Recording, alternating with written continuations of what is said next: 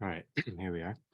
Good afternoon, all, and welcome to Seminar 11 of Year 2 of the Maximos Seminar. We are still with the Ambiguum Volume 1. Ambiguum Volume 1, just at the tail end, pages 409 to 451. And we're looking at, we're glancing at Ambiguum 20, Ambiguum 21, and Ambiguum 22 today. So the themes from the outset, the themes are obedience, freedom, and synergy. That's one set of themes. And then also being and existence, and also emphasis and ekstasis. So obedience, freedom, and synergy, how we are in our movement toward unto God, and being and existence, what it means to be created and then to be drawn unto the divine. And then emphasis and ekstasis are both ways of presenting or standing forth or forward, blessing, putting forward. Last time we ended with Maximus reflecting that he was writing in the light of obedience, And we thought, okay, obedience can lead us beyond the horizon of our will, right? And beyond the horizon of our will is what grants us completion in holy synergy. So obedience can lead us beyond the horizon of the will. We're obedient in response. And we've talked about our stance of response. Our basic stance of response, within our basic stance of response, our energy is of completion.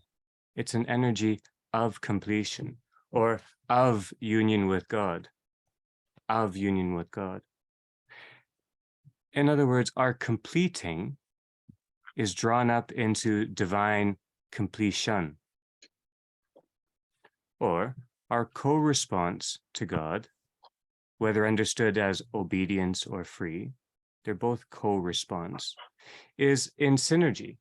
And synergy is a gift given appropriately and variously to each and to all. Now, within tradition, our gifts, what we offer, become our emphases. Our gifts are our emphases. So not discounting other gifts, right? A gift does not discount other gifts. I remember the story that David told recently about visiting the monastery and being greeted by some women who were cooking a soup there, making food. And he had gone to hear a word, no doubt, from one of the monks, just to go to the monastery too. But it soon became apparent in his telling of the story that the fullness of tradition wasn't just in the line of thinking that he was going to hear, as beautiful as that is. It's also in the rhythm of soup making, right?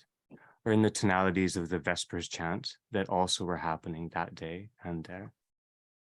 So emphases within tradition, we often emphasize thinking or kind of phrasing here. It's an emphasis. It's not the whole thing. Emphases don't discount other gifts because Christ's radical love for the integral beauty of the whole, the play of all creation, it all plays together. It all has integral beauty. In this wholeness, emphasis draws forward and illuminates relationship within horizon. Emphasis draws forward and illuminates relationship within horizon without dismissal, right? It's of another form than positive, negative, true, false. So emphasis draws forward and illuminates relationship within horizon, but without dismissal. Apophasis articulates the flow of synergy, within the whole. And our stance within the whole, our stance is our holy being unto God. Our responding to God, which means exchanging a pattern of thinking for a rhythm of breathing, exchanging a pattern of thinking for a rhythm of being. this being unto, this co-responding, is of the utmost importance. And it's out of this stance that apophasis and emphasis flow. Because we realize that all Christ asks of us is that we co-respond to his gifts, to the beautiful life of creation, and to the beautiful love of our companions. That's all he asks, is that we co-respond, that we love each other, and that we play lightly and easily and simply and delightedly with the joy of being, as a child plays, as Heraclitus might say. I was reading a book on Brancusi this weekend, and he was talking about the sculptures, and he said, people ask me if they show mystery, as in riddle or conundrum. He said, they don't show mystery, they show joy. The joy of being is in Brancusi's sculptures and in Maximos's phrasing. So that Maximos thinks and phrases these things is of ultimate importance, that he does.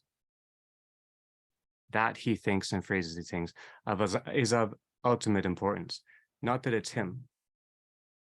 He gives voice to the tradition, right? These are truths of the tradition. Apophatic truths, they move apophatically from within the tradition, through Maximos, with others, beyond, unto us. This is a way of saying that traditional truths are present and lived long before articulation. Long before articulation, traditional truths are present and lived. In other words, truths are forms of presence beyond time. A truth is a form of presence beyond time. All right. Maximus is articulating this truth in time. He's not discovering it. It's already there. We have to shift our temporal, which also means that right now we are living truths that may be articulated later. They may be as great as what we read in Maximus. We're living them right now.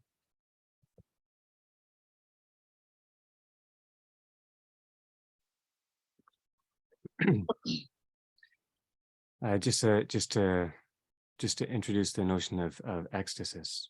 So central to the movement of apophasis then is ekstasis, or ecstasy. I'm using the Greek term in order to try to be kind of technical rather than associative. Ekstasis, by which we can understand standing before, forth, and unto.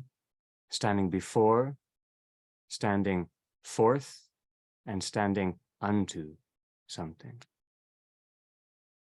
Ekstasis. Losky says apophasis is ecstatic. Zazoulis says apophasis is not necessarily a theology of ecstasy. Hold that in mind. But ekstasis, that standing before, forth, and unto, then is both the genesis and the telos of all creation and relation. It's the first movement of creation and relation, standing before and forth and unto. And in this sense, ekstasis forms the basis, as it were, of communion, the basis of communion. We stand before and forth and unto each other, and also of response in dialogue. Our response in dialogue is ecstatic, so to speak. Which means, this is where we're heading. Maximus's phrasing and thinking in this work is itself ecstatic. It's an ecstatic phrasing. And this means that his participation beyond himself in a truth greater than his own. His participation beyond himself in a truth greater than his own. This is where obedience leads. And we know that participation means existence. Maximus himself has taught us this. So Maximus' existence is, he exists as this truth that is greater than his own, the truth of Christ. And this is a way of trying to phrase the idea of synergy. The idea of synergy and how it can come to play a part in how our articulation happens itself. Now, synergy with Christ. Our horizon is mortal. Our horizon is mortal. But the horizon of our synergy with Christ is life everlasting, right? Okay. Now, one may respond to the idea of death. One may respond to the idea of death, either as the closing off of all existence that is, or as the threshold unto life everlasting, life eternal. Apophatic movement moves us truly beyond our own horizon, right? Within our horizon, we can only phrase our existence, life and death, being and non-being, nihilism, truth and falsity, positive and negative, being proven right or wrong. These are all categories of our horizon, which is of death. Now, if we consider our horizon to be all, our own to be sufficient, right, without synergy, then we come to our ultimate completion, so to speak, in death. Our ultimate completion is in death. And, excuse me, if we find our completion, as it were, in anything that is our own, we become enthralled in that completion. We become enthralled by that captivity, apart from God. And yet, the only completion we have, true completion, is God's completion of our life in ever-moving repose.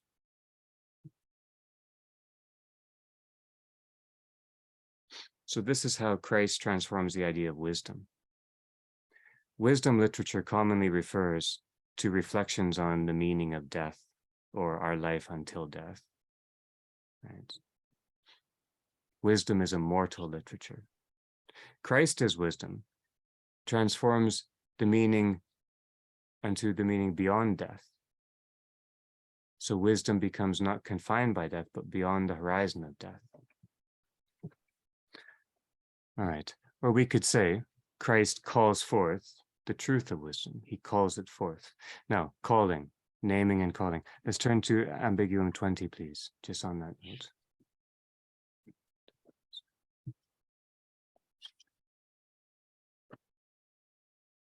Ambiguum 20, page 409. This is about naming, naming, and also about discursive images, images of progress or ascent or deepening or what have you. So just to refer to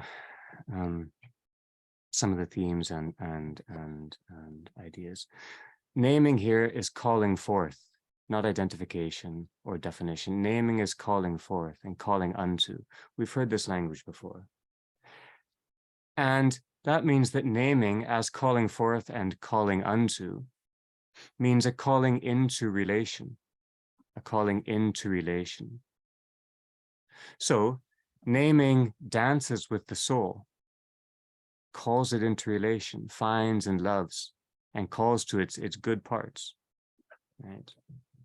And we know that the idea of calling, to call into beauty or to call unto beauty, is part of what the Greek term to kalon means, that this word which means goodness or the beautiful. It has call in it too. Now, Maximus says, if we respond to the call, it becomes complete in grace. We become completely that unto which we're called. We co-respond to it. We draw near in intimate synergy. And we begin to be or exist in the mode of communion. All right.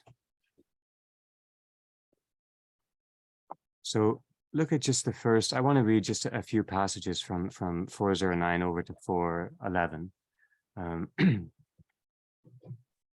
At the very beginning, this is just Maximus setting up how he's going to treat names.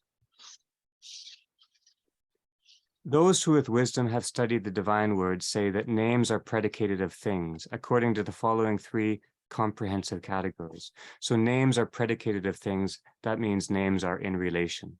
There's integrity already as part of it. Some names are predicated of an essence. others of a condition, and still others of grace or perdition. We have the apophatic movement here too, from within, through, with, and beyond. All right, in essence, a condition, grace or perdition. Essence is created, condition is sought, grace is. Now, about 9 lines up from the bottom, again, a name indicative of grace. Here's where Maximus reveals this astonishing thing about naming. Again, a name indicative of grace is when man, who has been obedient to God in all things, or finds his completion in God, is named God in the scriptures, as in the phrase, I said you are gods. For it is not by nature or condition that he has become and is called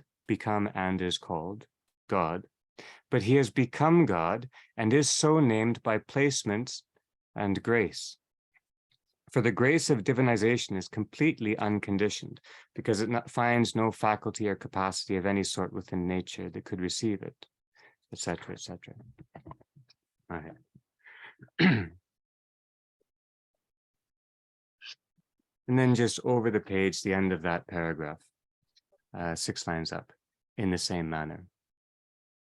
In the same manner, but in the case of what is contrary, the sages have given the names perdition, Hades, sons of perdition, and the like, to those who by their disposition, by their tropos, have set themselves on a course to non-existence, to death, and who by their mode of life have reduced themselves, to virtual nothingness. All right, so a few general thoughts. If names can pertain to essence, condition, or grace, that means that names relate an aspect, they relate an aspect of the phrasing of our being in time. Our being is phrased in time. Names relate an aspect of that, right? Yet names are not temporal. So they relate an aspect of the phrasing of our being in time, but they're not temporal. Names are rather the presence of movement, so to speak, the presence of movement, the distillation of movement, or how ever-moving repose calls unto us by naming us. Names are the presence of movement, or how ever-moving repose calls unto us.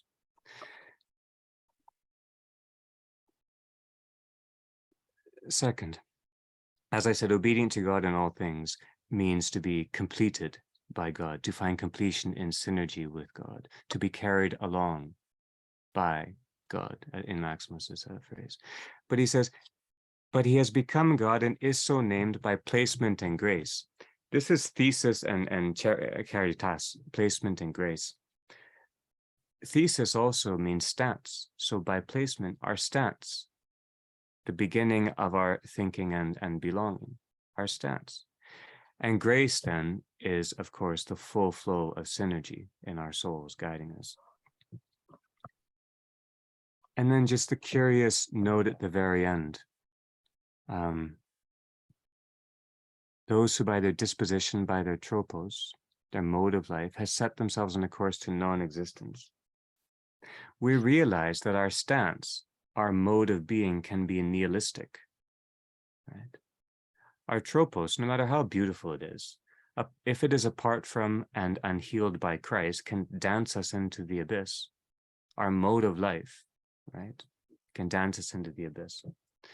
All right. And then just a short note, 3 lines down on that page 411, where Maximus talks about thus appropriately assigned to each aspect of the apostle's experience the most fitting name or word. As we said, naming calls forth relation, and this is the language of belonging. So naming has to fit one's integral being. It has to appropriately belong, appropriately mesh with something. It cannot be applied willy-nilly. So it is synergistic again.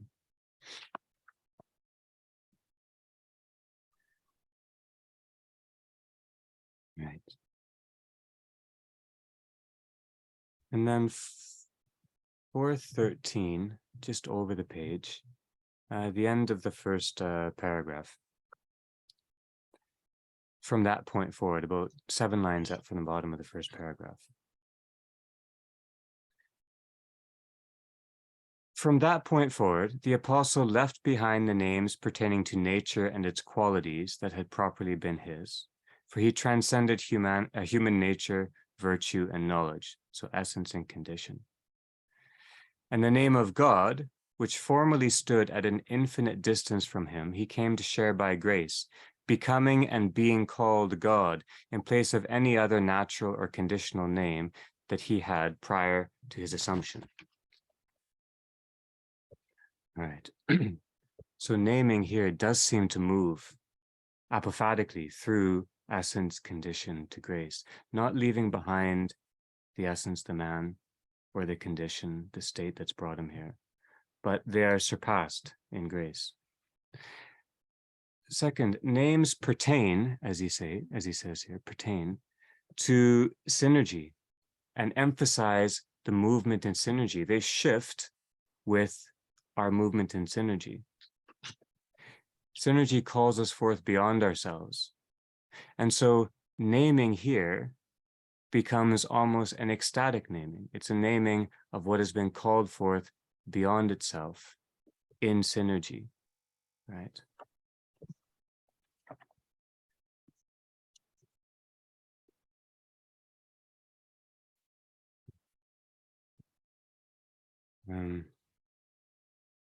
And then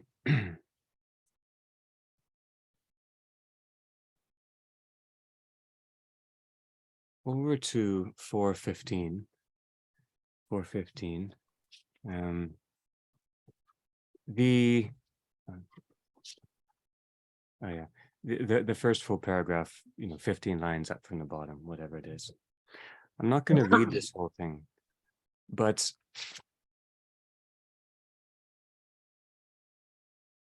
the language that follows is full of undifferentiated use, nearly undifferentiated use of negation or negative. So I want to comment on a couple of things before pointing to one passage here. So Maximos talks about to be initiated into something. Negation helps to initiate us into something. But to be initiated is to be welcome, to begin to dwell with mystery, right? And then he has the phrase progress by way of negation. Progress by way of negation. This is what we mean by apophatic movement. He phrases it differently. It doesn't mean progress by way of nihilation. And there's no way around that word in English. I tried this week. Negation means not the thing. So progress by way of negation, progress by way of apophasis, not by denial, but by gathering up and surpassing. He also speaks of the natural negation of the senses by the nous, but we know the nous doesn't negate the sense. The nous completes the senses. The nous completes the senses, right? And then look on page 417. It's 8 lines from the top, just after a dash. There follows the immediate negation, you see?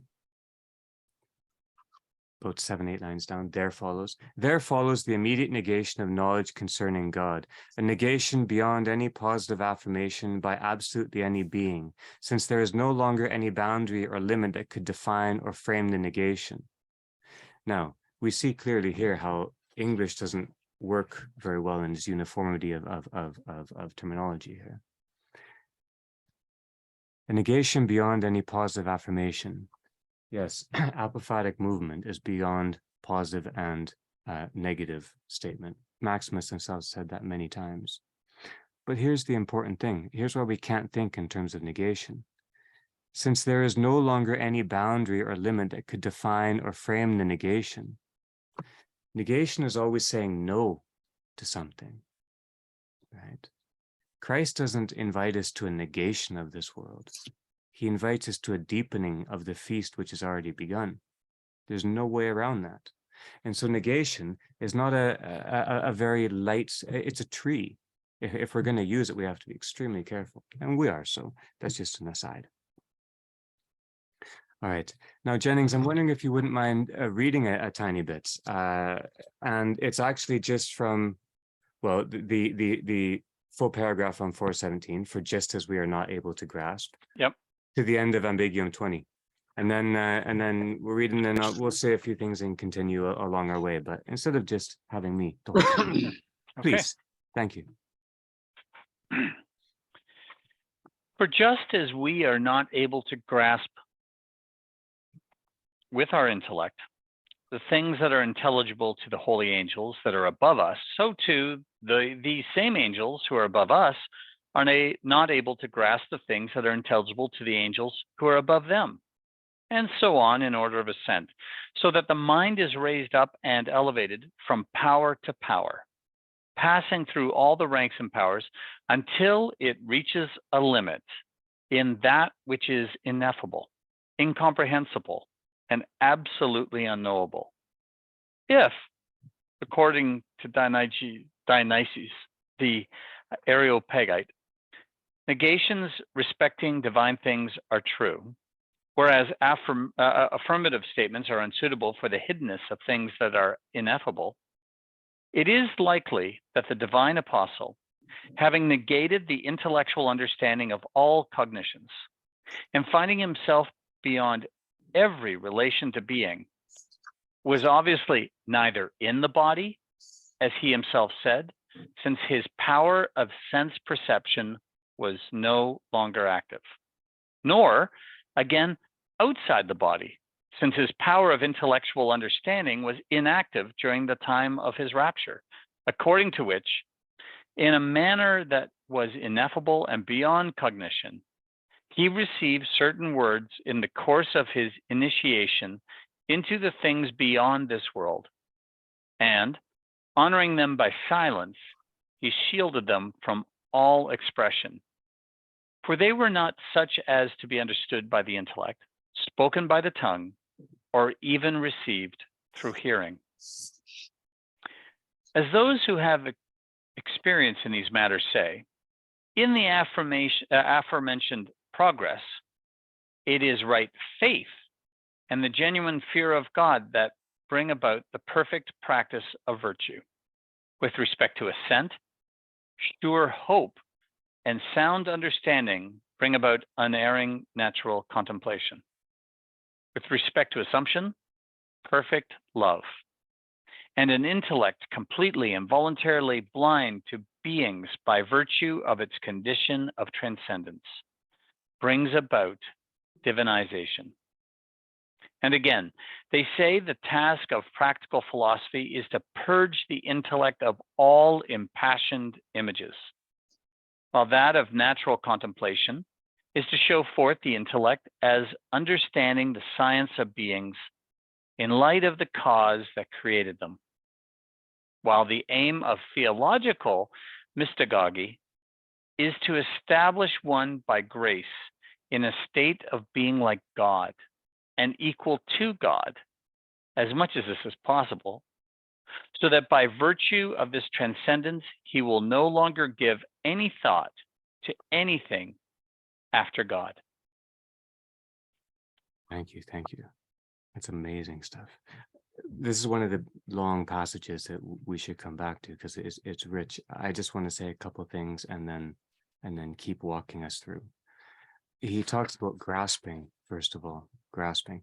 Now, grasping as movement of the nous, of the intellect. This is a very old concept, which is good for all that lies within the aesthetic, all form, all shape, right? But for beyond the aesthetic, for the noetic, well, God is sheer. There's no grasp. There's no handhold, Maximus tells us. There's nothing to grasp onto. So grasp is not the appropriate metaphor. Second, just beneath that, still on 417, when he talks about the mind is raised up and elevated. In synergy, the mind is raised up and elevated. Indeed, he also indicates the horizon of the mind right here, until it reach a limit in that which is ineffable, incomprehensible, and absolutely unknowable, right? The limit of the mind is and is not. That's our horizon, is and is not. This ineffable, incomprehensible, unknowable, those are our words. Christ lies beyond that, and he breaks through into our horizon. Right. Ineffable, incidentally, is aphrastos, like aphrasable, not phrasable, and beyond cognition is agnostos, agnostic. So one might be a wholly agnostic here and not sweat too much. Then, when he talks about the silence, this seems to me, silence here is akin to obedience, which is deepened in synergy. We're in synergy, remember. In silence, our voice or our own logos is not heard because it's being carried along. It's in full confluence by the, with the ultimate logos. It's being carried along. There's no need for us to articulate when the song is so full already. Then his images of movement upwards. Well, we see here that, ascent, progress, he makes them really just a deepening of the present mystery. We're not moving up away from, we're deepening sure hope, right faith, perfect love, what is already here with us, right? Oh, and then just the last, I love the phrasing of the last line. He will no longer give any thought to anything after God. It seems so lightly said, but it's beautiful.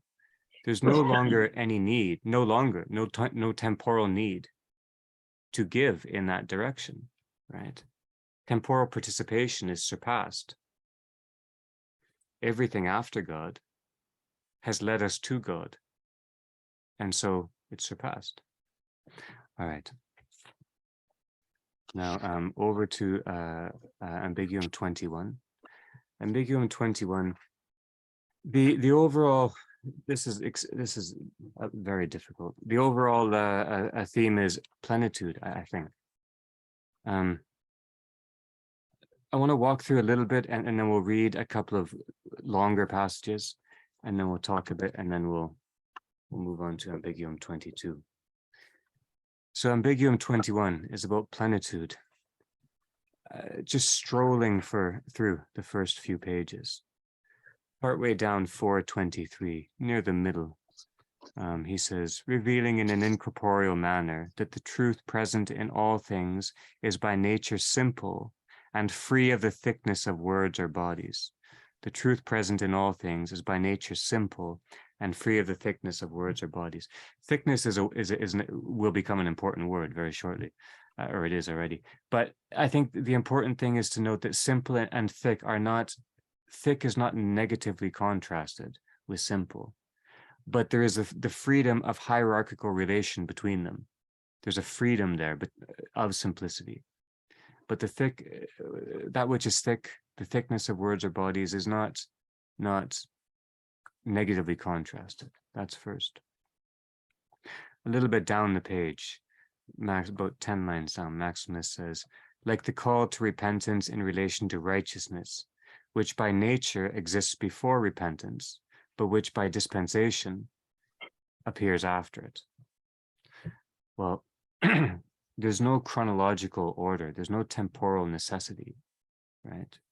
And so when we think of salvation or healing or metania, repentance, turning, we have to be careful. What we're trying to overcome is our distance in time from the presence of God.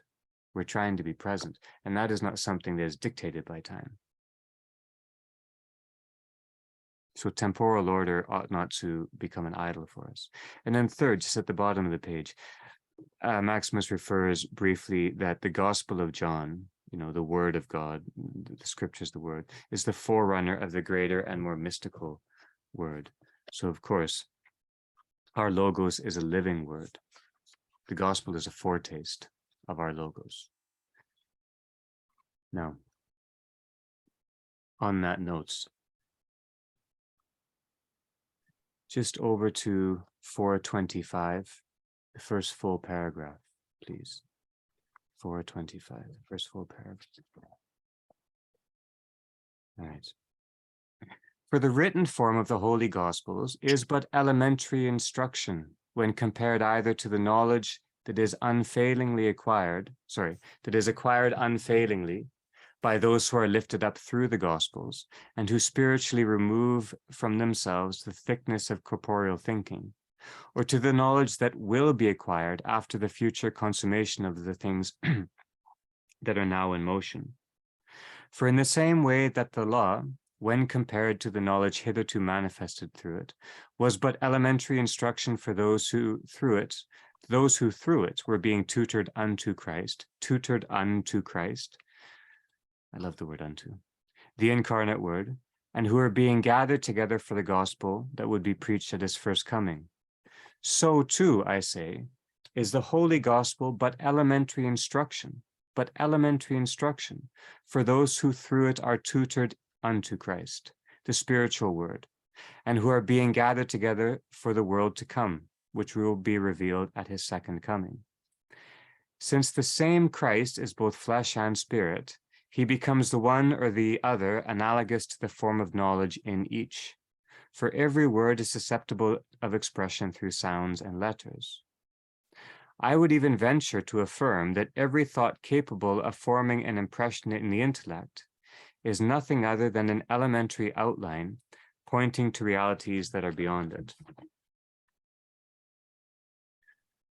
All right. So, what do we think here?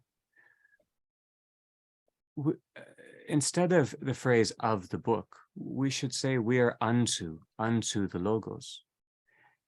Scripture is understood here as an articulation that's resting upon loving silence. We've already seen how articulation is not necessary, right? And silence is greater. Scripture is an articulation which rests upon loving silence. And then the sense of impression, our thinking as impression, just the terminology he uses at the end. All of our activity, no matter how abstract it seemed to us, is formed somehow, and therefore aesthetic, and therefore of our horizon. All of our activity, all of our articulations. All right. On 427, I just want to point to the phrase, the tone of the soul, which is beautiful, just beautiful, the most intimate of intimate forms. And 429, Maximus uses the phrase, simple faith and thought. The gospel teaches simple faith and thought. Simple faith is how our thick or our compound or our composite faith and thought are completed in Christ, right? We are compound or thick or composite. We become simple in Christ.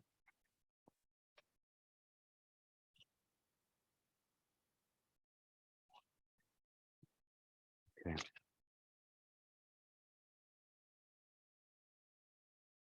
And now just over a few pages, there's lots to say, but we should keep going. To page 37, please. 37. And Michael, if you don't mind, if I could prevail upon you to read a little bit. So this is a remarkable passage. It begins at 2 lines down. What page, Andrew? Page 437. 437, yeah. It's the 1 line from the top, just the first full paragraph. Okay. And it's over until midway onto 439. Just Okay, before so the when paragraph. John the elapsed. Yeah. Right. So to end with, but let us return to the main point. Okay. Beginning with, this is perhaps, sorry. Okay. This is perhaps what the blessed and great teacher had in mind when in his eulogy for his brother Casarios, he spoke of the resurrection, saying, after a time it, by which he obviously means the soul, will receive back its kindred bit of flesh with which it had meditated on the life to come, taking it back from the earth which gave it and to which it had been entrusted in a manner known to God, who bound them together and separated them. Together with the body, his soul will receive the glory of heaven And just as the soul shared in the body's sufferings on account of their natural conjunction, so too it will give the body a share in its pleasures, since the whole of it will be absorbed by the soul, becoming one together with it, one spirit, one intellect, and one God, since that which is mortal and transient will be swallowed up by life. For just as the flesh was swallowed up by corruption as a result of sin, and likewise the soul by the flesh, since it is known only through the activities of the body, and the knowledge of God by the soul's complete ignorance, to the point of not even knowing whether or not God exists, so too, in the time of the resurrection, when the Holy Spirit will restore the correct order for the sake of the God who became flesh, the flesh will be spiritually swallowed up by the soul, and the soul by God, who is true life, inasmuch as the soul will possess God exclusively, wholly manifested through all things to the whole soul. And to put it simply, in contrast to the present state of affairs in which we now exist and live, all that is ours will be revealed under the aspect of the future by the divine grace of the resurrection, so that, just as death prevailed over this life and swallowed all through sin, death itself will be justly defeated by that life and swallowed up by grace. All of these things will come about if the soul, as I have said, uses its own powers properly, and if consistent with God's purpose, it passes through the sensible world by way of the spiritual principles that exist within it, so that with understanding it arrives at God. If, however, it makes the wrong or mistaken use of these powers, delving into the world in a manner contrary to what is proper, it is obvious that it will succumb to dishonorable passions, and in the coming life will rightly be cast away from the presence of the divine glory, receiving the dreadful condemnation of being estranged from relation with God for infinite ages. A sentence so distressing that the soul will not be able to contest it, for it will have as a perpetually relentless accuser its own disposition, which created for it a mode of existence that in fact did not exist. Thank you. Thank you. Okay, this is another of the great passages that we need to return to, but just a few thoughts to hold its place here for the moment. Eulogy means good word, the good logos, the logos of beauty. Here in the first, initially we have the idea that the integral relation of body and soul may sway in time. It may sway in time, but together they meditate on the life to come, body and soul, right? With which it had meditated on the life to come together. He talks about being swallowed up, one kind of swallows up the other. Swallowed up, superseded, or surpassed. In the time of the resurrection, in Maximus's phrase, in the time of the resurrection, the soul will hold holy sway. The soul will hold sway. So while it may seem in the dance of integrity that the soul is having a harder time now, and then that amazing phrase towards the bottom of 437, all that is ours will be revealed under the aspect of the future by the divine grace of the resurrection. All that is ours is too beautiful to touch. Just listen. All that is ours will be revealed under the aspect of the future. Lord have mercy. Now, under the aspect of the future will be understood in the light of life eternal, not in the light of our own completion, not in the light of our own horizon, right? All that is ours will be understood in the life of the age, in other words, to use Maximus's phrase, not in the light of time, temporal light. Right. And then over onto 439 with that second great paragraph. It says the soul passes through the sensible world by way of the spiritual logos, the spiritual principles. Pneuma, spiritual principles are logos, right? So by way of the logos of breath that exist within it. The enfleshed soul moves through the aesthetic realm with understanding, right? It says it arrives with understanding. It arrives at God. It's not a negation. It's with understanding, right? That is, the fullness of its horizon is drawn up into the greater fullness of divinity. It's not a rejection of this gift. This gift is surpassed, but drawn up into. And then for those who, well, there's the idea that presence is the glory of God. Presence means divine glory. And hell is figured as estrangement from relation with God. Estrangement from relation with God. For infinite ages, which means that the stance that was cultivated here in time is now passed beyond time and movement has ceased. And so the stance is, alas, one of estrangement.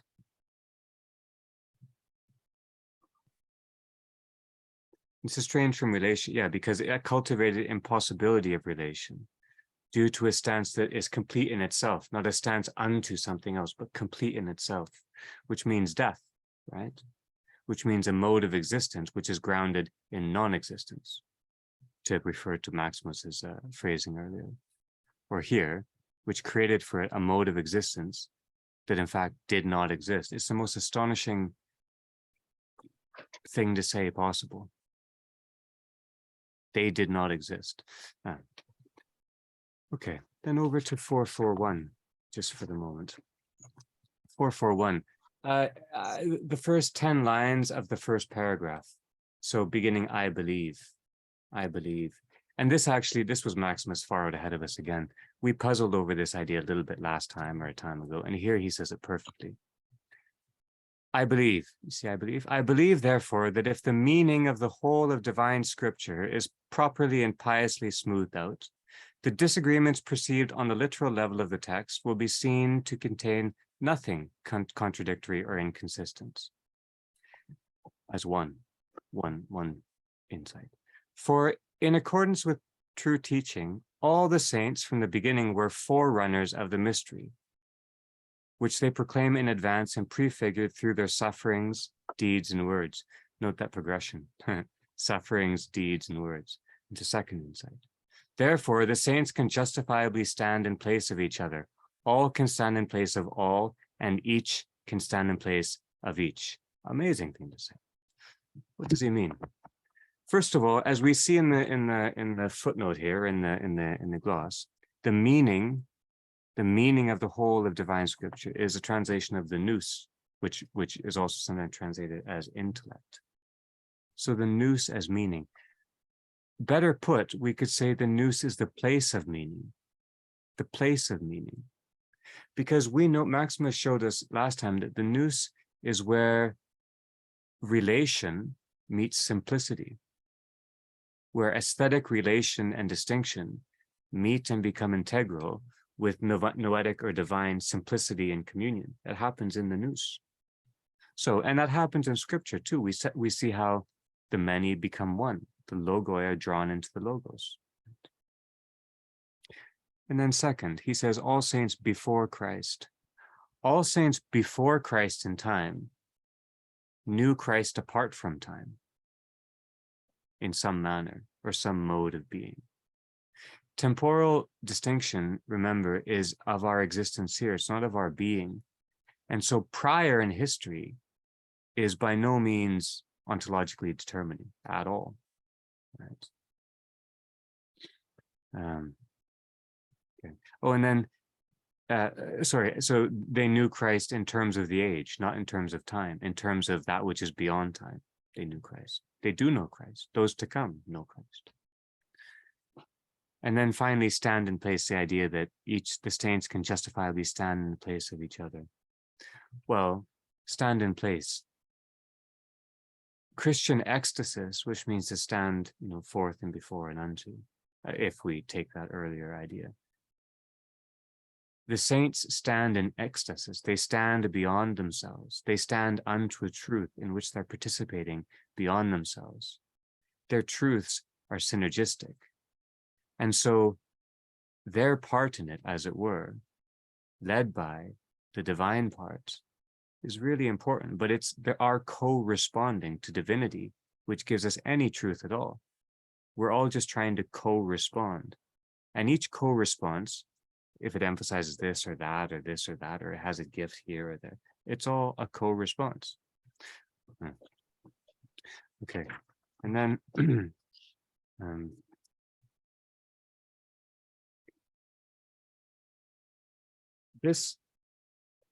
so over to 443. So I'm going to read a little bit here and then talk a little bit about it and then walk us into Ambiguum 22, and then Ahmed, if you don't mind, I'll ask you to read Ambiguum 22 and then we'll open that up. So that's the progression here. The reading is a bit longer now, and then the talking will be just a couple minutes, and then we'll go back and we'll dive into the text together. This is page 443 to the end. And it's because Maximus says so many really important things here. Beginning the first full paragraph of 443. Thus, just as the great. So this is the end of Ambiguum 21.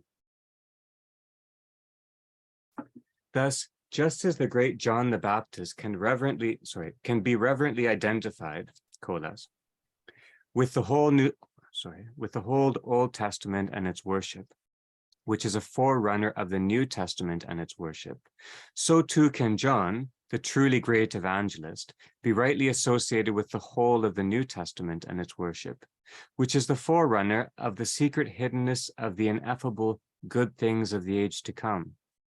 For he is the precursory voice of a more divine word, which will be clearly uttered in the age to come, and an image of the truth that will be manifest. For the entire mystery of our salvation has been wisely arranged to unfold in a shadow, an image, and a truth. John Zizioulas bases his ontology on this passage, amongst others. The law has but a shadow, as the divine apostle says, of the good things to come. It was not the image of the realities themselves, through which God the Word prepared those under the law to receive the gospel in the manner that was appropriate to them, that is, through a dim manifestation of the truth. The gospel, on the other hand, possesses an image of true things, and already clearly bears all the characteristics of the good things to come.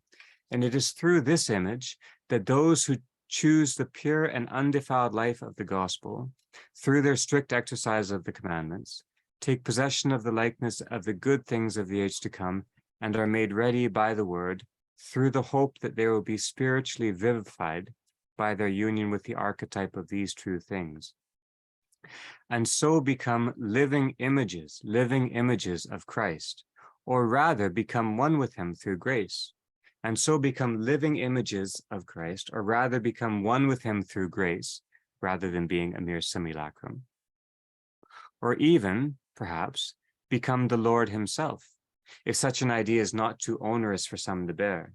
For now, consistent with the wisdom of our God-bearing teacher, the Word is called the forerunner of himself, since he manifests himself according to the measure of those who receive him, in both the Old Testament and the New Testament, in which the Word runs ahead of himself through riddles, words, and figures, by which he leads us to a truth that exists without these things. And the Lord himself bears witness to this when he says, I have yet many things to say to you, but you cannot bear them now, indicating to them a teaching that is more sublime than the one that preceded it. but which is itself lower than the one which would follow through the divine spirit. And thus he rightly added that when the Spirit of truth comes, he will lead you into all truth, along with what he says elsewhere, behold, I will be with you always unto the consummation of the age. This does not mean that he would not be absolutely with them after this, but that they would come to know him as something more sublime in comparison to the lower form by which, on the basis of their own abilities, they had hitherto been able to know him. For even though he himself is always the same and is beyond all change or alteration, becoming neither greater nor lesser, he nonetheless becomes all things to everyone out of his exceeding goodness, lowly for the lowly, lofty for the lofty, and for those who are deified through his grace, he is God by nature and deity beyond all knowledge as God beyond God. It follows from this that all the forms and mysteries, I like that, all the forms and mysteries of divine providence on behalf of man in this present age, even though these be of great importance, constitute but a precursor and a prefiguration of future things. Thus, when we compare the apprehensible word of the Lord to the more hidden and mystical word that will be granted to the disciples in the coming age, or when we compare his first coming to his second, we see that it is the forerunner of itself. And this is something the Lord indicated indistinctly in himself, in proportion to the capacity of those who receive him. But he has not yet revealed the mysteries that are hidden silently within him. Just think of that. But he has not yet revealed the mysteries that are hidden silently within him, because for the time being, think of that, for the time being, the whole world could not contain them. For, as was mentioned above, whatever is subject to written expression and spoken words, as well as the meaning emerging from it, even if it is something spiritual, compared to whatever cannot be grasped at all by written expression and utterances, holds the place of plain sound compared to a masterly articulated speech. For this reason, perhaps, the godly teacher set all the words that were uttered to the disciples through Christ our God in juxtaposition with that ineffable mind or intellect, nous, that is John, meaning, that ineffable meaning that is John, place of meaning that is John, well and wisely naming the forerunning grace from the ability, to receive it. All right. Pardon me for 1 second.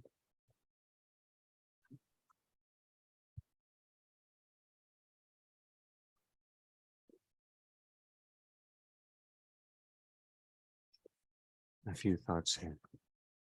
In this passage, Maximus has so many structural moments. Forerunner. The image of the forerunner runs throughout. Forerunner is an image of being in time, right? It's an image in time. But we know too that an image is our truth now. An image is our truth with time. Yet time is surpassed in the age in a way that image is not. So it's an image of time. The time part is going to fade. The image part endures. So we can't think temporally about the meaning of forerunner, although it is a temporal word.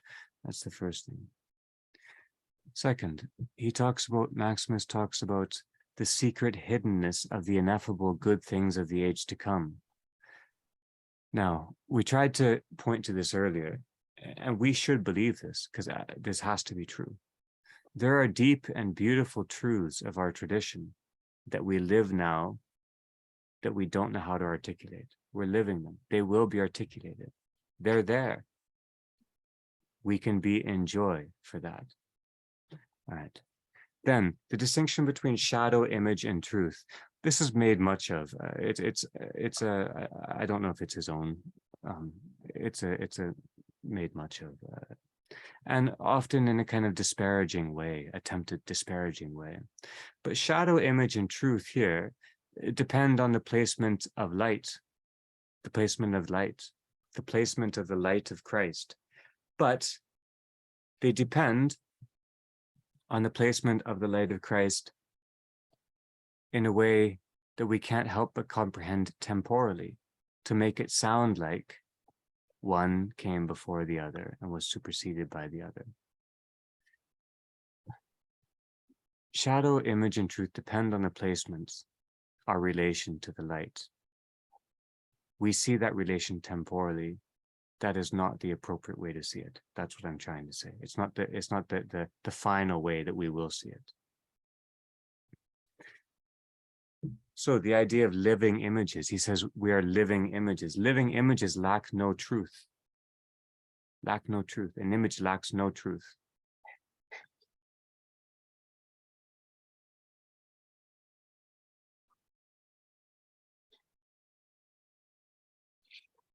And then he says Christ becomes all things to everyone. In time, in our mortal horizon, he takes the form of our form of existence, right? Which is not to say our form of being.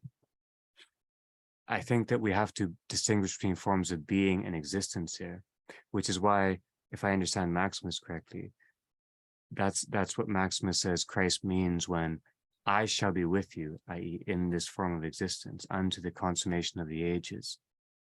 So I am with you in existence until this existence is surpassed by the being that is beyond.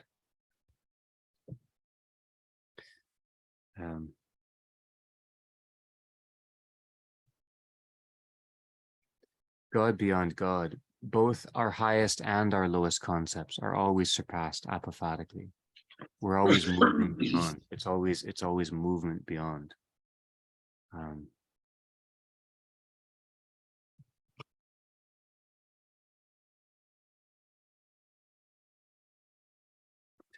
I think that's all. This passage really just staggers me. There's too much beauty there. So let's return to, that's another major passage that I think would be great to return to.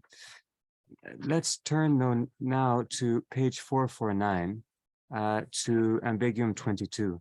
And Ahmed, I want you to ask you if you wouldn't mind reading it out, but just in a moment, because I like to, it's good to end it with Maximus in our ears.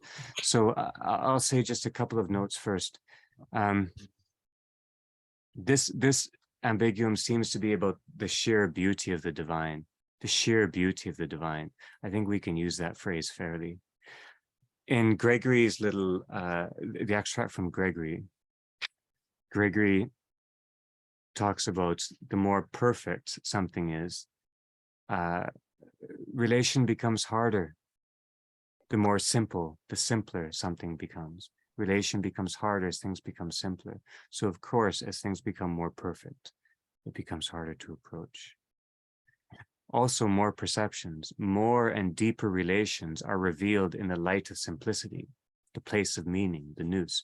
Maximus says this better at the end, but just an initial thoughts.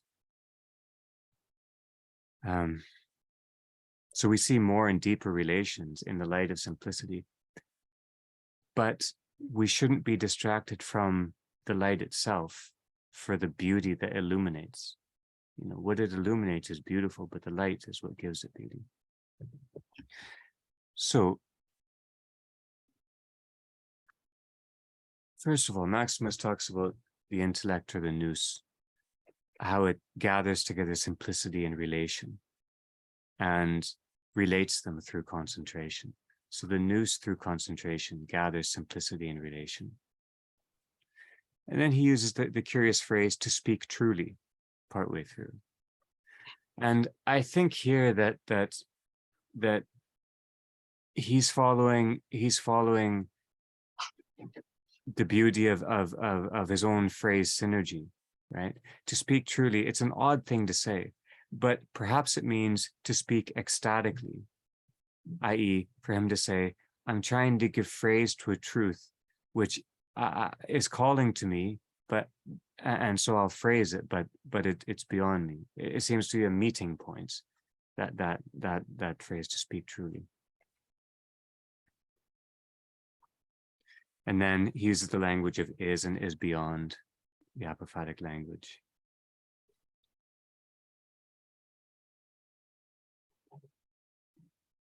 he talks about simplicity here. Simplicity. He says that how God is and is beyond form, for God is everywhere present and filleth all things, and yet is beyond form. How God is and is beyond form is it's too sheer a thought for us. We just have to accept that a seeming paradox, that God is beyond form and God is full of form. Same thing as God is truly all things in all, and yet he is of his own indivisible simplicity. Maximus uses those phrases.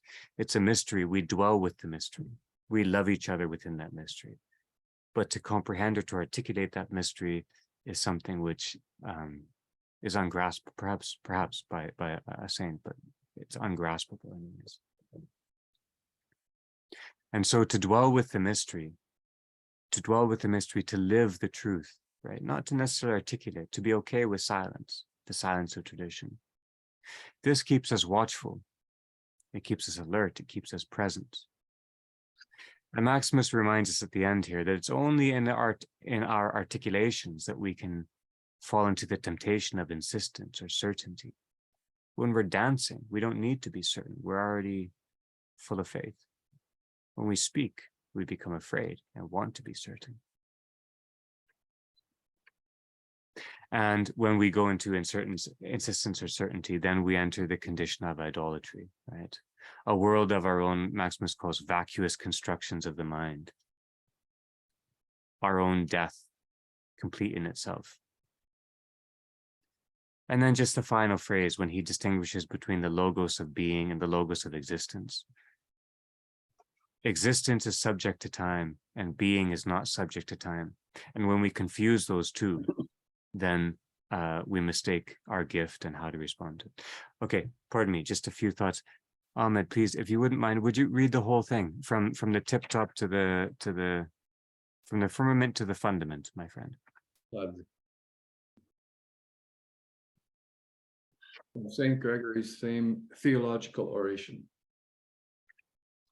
But as for discourse about God, the more perfect it is, the harder it becomes to approach, since it has more perceptions and more arduous solutions. If created things are many, then they must certainly be different, precisely because they are many. For it is impossible that many things should not also be different. And if the many are different, it must be understood that their logoi, according to which they essentially exist, are also different, since it is in these, or rather because of these logoi, that different things differ. For different things would not be different from each other if their logoi, according to which they came into being, did not themselves admit of difference. If, then, just as when the senses apprehend material objects in a natural manner, they must, in receiving them, necessarily recognize that the perceptions of these objects, which underlie and are susceptible to their grasp, are many and diverse. So, too, when the intellect naturally apprehends all the logoi in beings and contemplates within them the infinite energies of God, it recognizes the differences of the divine energies it perceives to be multiple and, to speak truly, infinite. Then, as regards scientific inquiry into that which is really true, the intellect, for reasons one may readily appreciate, will find the power of any such inquiry ineffective and its method useless, for it provides the intellect with no means of understanding how God, who is truly none of the things that exist, and who, properly speaking, is all things, and at the same time beyond them, is present in the logos of each thing in itself, and in all the logoi together, according to which all things exist.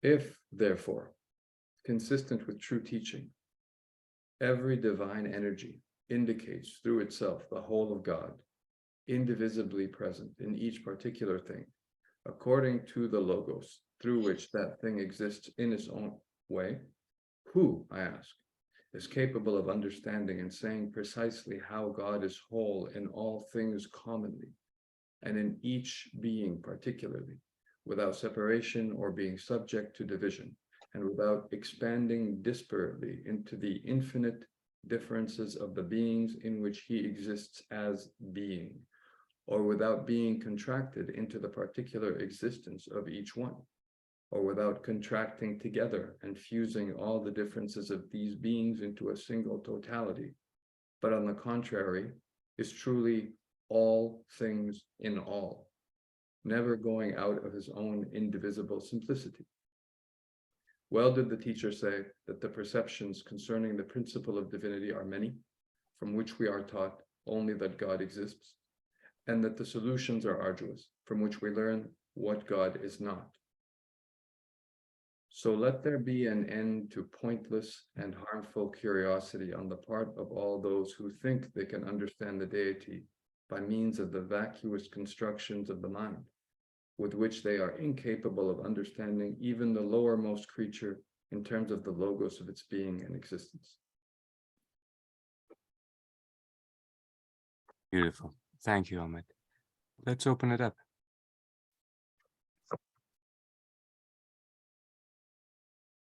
So, Andrew, since you mentioned Heraclitean metaphor before, maybe I could start with one that trying to remember whether it's Pierre Hadot, not Philippe. Pierre Hadot wrote a book called, in English, The Veil of Isis, and it's all a gloss on this wondrous phrase that I think it is brought up over and over and over again, the word phusis and its various cognate forms throughout all the last three, especially Ambiguum 20 and 22, but all three Ambigua.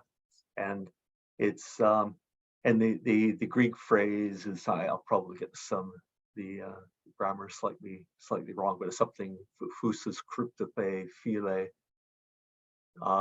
which is standardly translated, nature is hidden, loves to be hidden, nature loves to hide. And this okay, and so Pierre Hadot's, it's a speculative little interpretation based on a few other aphorisms of Heraclitus, and he thinks that Heraclitus, in using this hugely influential phrase that just ramifies through subsequent literature, that he seems to equate phusis with the logos. That's not my assertion. This is just Pierre Hadot's, but I think he's onto something in a way. It depends how you're using the word phusis, because there's also an obvious contrast. But where I think it at least in certain contexts, it gains traction, oddly enough, is through Maximus, when he finally releases this astonishing view of God, which splashes water perhaps on some of our slightly clumsy attempts to understand what his apophatic view of God as separate from beings, when he says in this emphatic way that with no means of understanding how God, who's Michael, truly the things that exist. Michael, this where? is at the top, page 451. Thanks. And who, properly speaking, and then the translator has it italicized, is all things, and at the same time, and this is important because at the same time, this is the apophatic declaration at the same time, and why your earlier disquisition or your earlier qualification was quite helpful, not to go along with the translator and use negation. You look over the Greek page, not once is the negation used. It's always apophasis or that is used. And as you've reminded us in the past, apophasis refers to, the apo refers to, it's not uk or not, it refers to, among other things, a movement away, a transcendence. And so you could read this, is all things and at the same time beyond them. That's really what Maximus seems to have in mind when he's talking about God. So, and there is a certain sense, if we think of God as presenting as as permeating everything in nature, then we can go along with Maximus and understand what he means when in one mode of talk, he talks of nature in contrast to the Logos and God, but not to allow ourselves to be too rigid in our apprehension. He's saying that in some context, but we know lurking in the background is this deeper, more profound apophatic apprehension of nature, such that nature, like God, you could say Logos cryptophe phile, nature, physis cryptophe phile, nature loves to hide, God loves to hide. And it's not just a cute phrase. This is a kind of profound ontological reality in our apophatic state. But it's not a dismal state. It's not just a nihilistic state that lends credence to a kind of atheistic view. It's something more than that. So anyways, I thought it would, because I had to let that sort of cathartic moment overtake me, because I was swept away by the different ways that physis was used throughout these three ambiguums. That's really beautiful, Michael. I mean, that I think I'm with you each step of the way. And you remember towards the very beginning of the seminar, we talked about physis more concretely.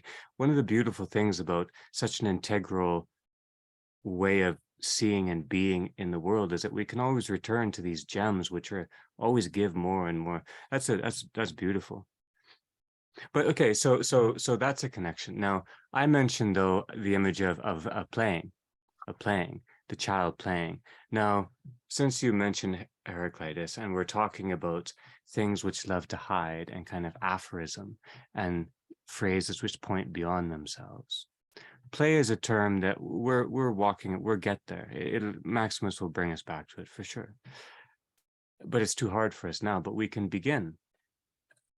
Play, we've begun to talk about, Heraclitus has two images of play, right? Time is a game played beautifully by children, and something like history is child's play, something like that.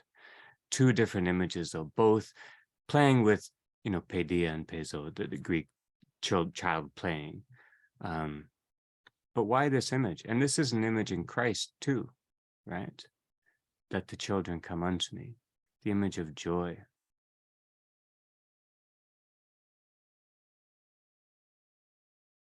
That's quite striking. I sat through a sermon last Sunday. I hate to admit, in a virtual format. I still haven't actually sort of gone back in real time, and that passage was discussed, and I'll take a stab. This might be a little slight, but I'll just throw it out that he's addressing the apostles who are kind of clamoring over themselves, and positioning themselves status-wise in relation to Jesus after he leaves, and then Jesus suggests, those of you who are, least ambitious in the sense will probably be more liable to be first, and then he brings brings children who, and so there's a kind of an inversion of everything. So that which is mysterious and highest and most important isn't, and this is sort of reinforced my point, isn't radically alienated from or separate. It's in creation in a way that we can't, even though we can think hierarchically in another way.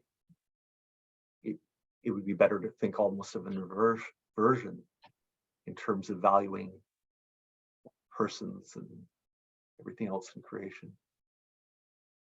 I didn't articulate that quite as successfully as the minister who he was talking about a different issue, but. Was he playful? No, history? not as much as the I should be careful here. I don't know who might view this, but no, he gave a splendid sermon.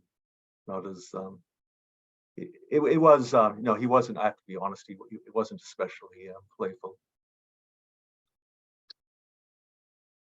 He's young. It takes time to relax, I think.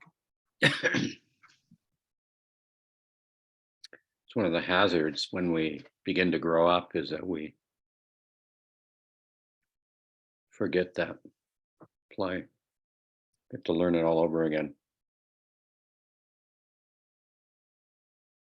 I was provoked by another element of this. I don't want to necessarily go away from what you've said, Michael. No, please do. I appreciate it. And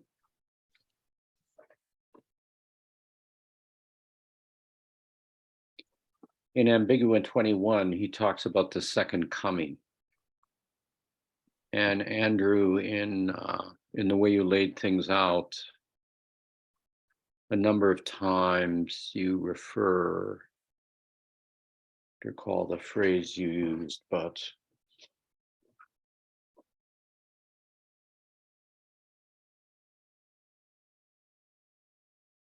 refer to the future, the fullness of time. There are many phrases used for this.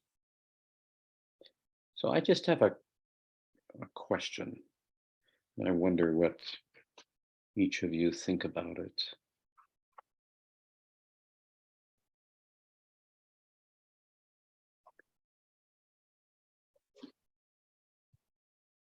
When does the second coming occur?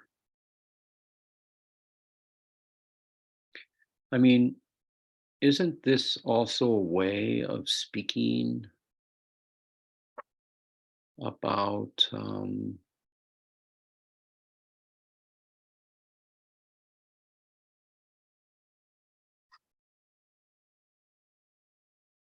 the grace of joy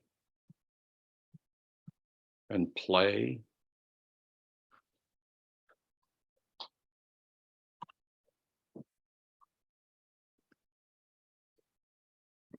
Is it, if we go back to this, the notions of existence and being, is this notion of the second coming, this notion of the fullness, all that those phrases are inviting us to consider?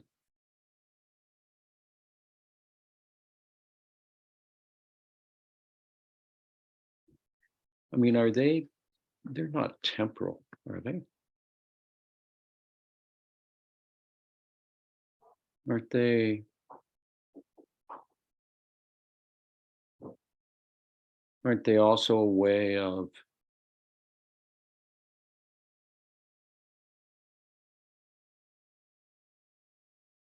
speaking about, I guess what the phrase I would use for it is the way of speaking about the incarnational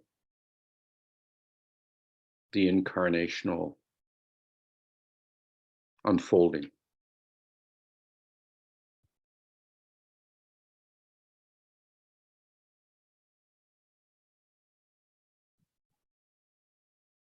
So when he speaks in Ambigua 21 about the second coming,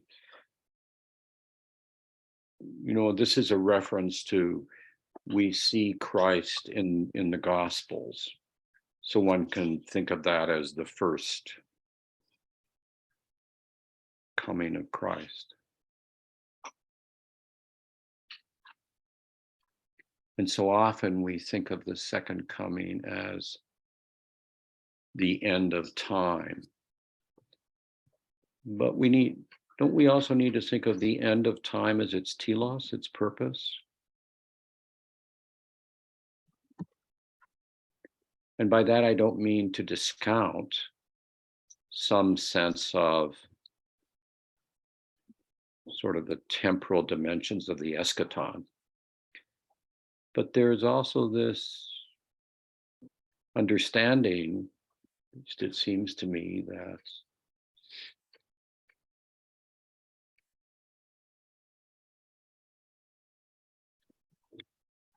the time of resurrection also occurs in our daily walk. What do you think?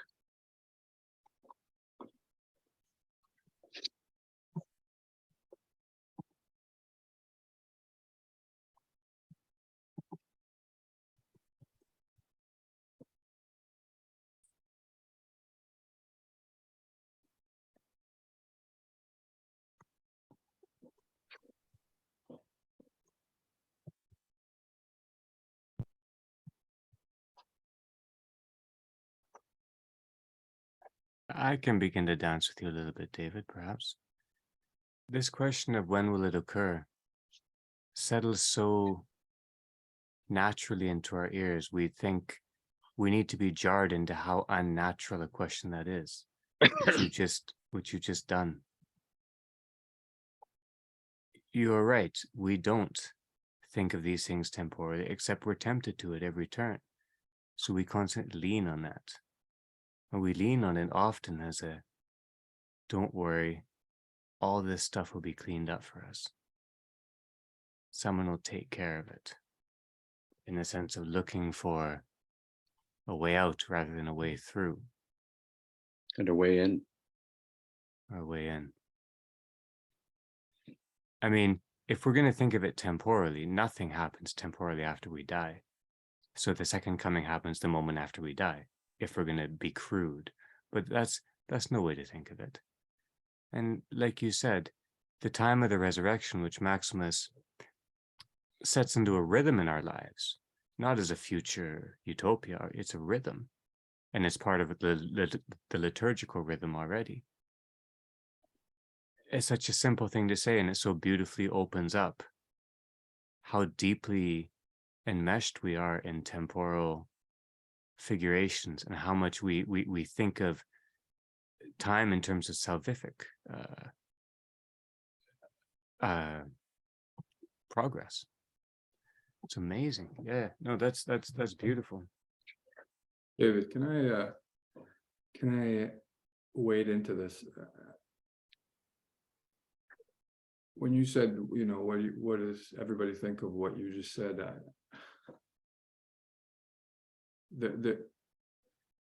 It's something. It's when I was reading Ambigua 21 the first time, there was a line that struck me very, very strongly. It's page 437, and it's halfway down the page, about,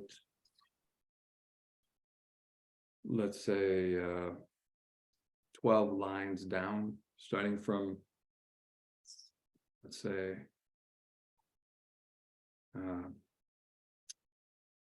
right at the end of the quotation from the eulogy. So starting at, so too will it give the body, where it says, so too will it give the body a share in its pleasures, since the whole of it will be absorbed by the soul, becoming one together with it, one spirit, one intellect, and one God, since, and this is the line, and it's highlighted, and of course, that which is mortal and transient will be swallowed up by life. This idea of the phrasing of it is so striking, swallowed up by life.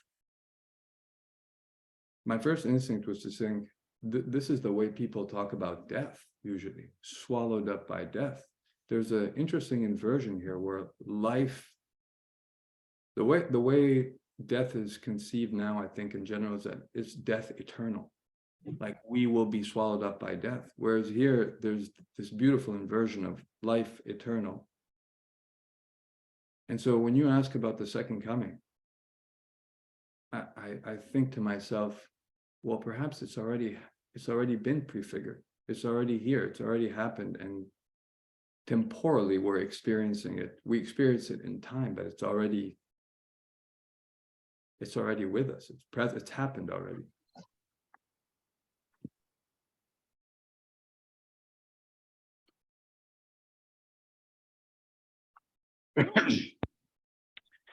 Just to add to this consideration,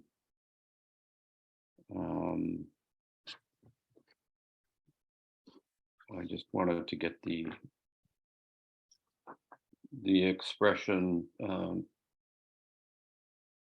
as you put it,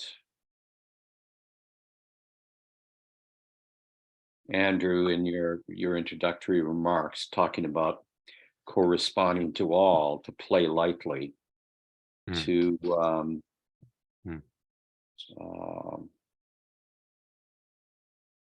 respond in dialogue. This matter of naming as calling forth, calling unto, and calling into.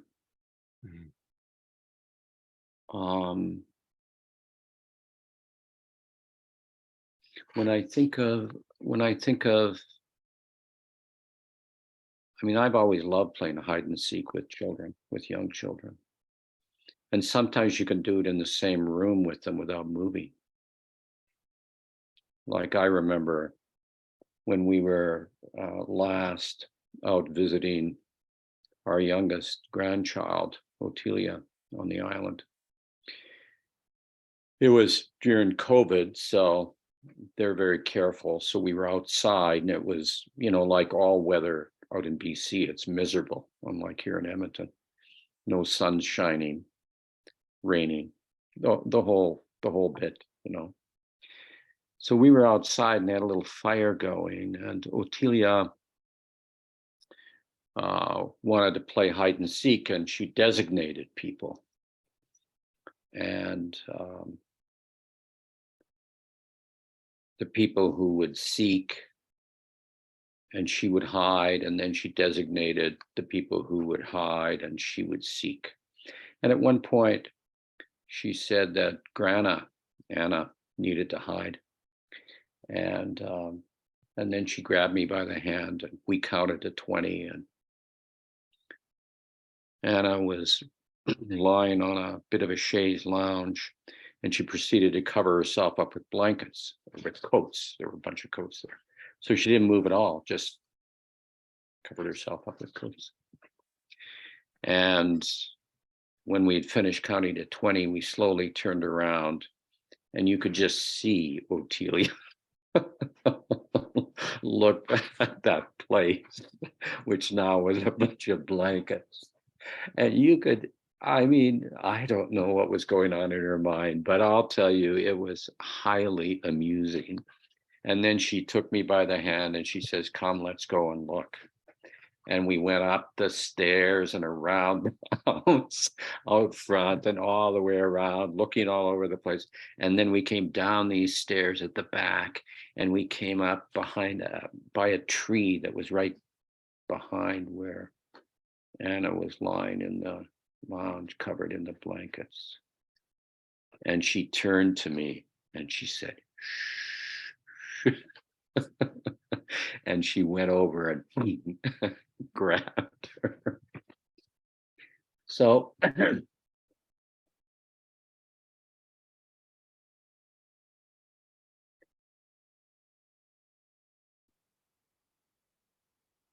calling forth, calling into,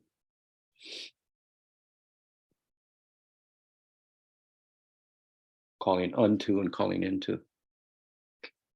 And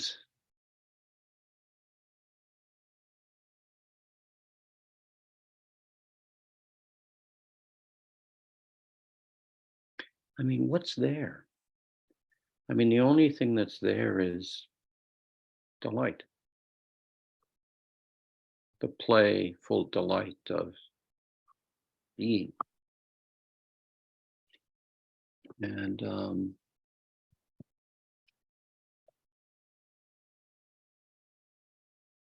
suffer the little children to come unto me, for of such is the kingdom of God. So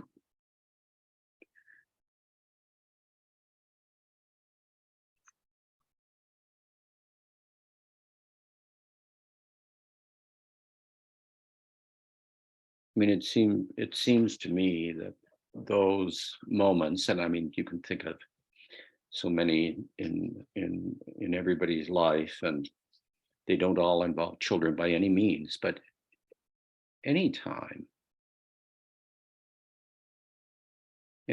one is in the presence of grace,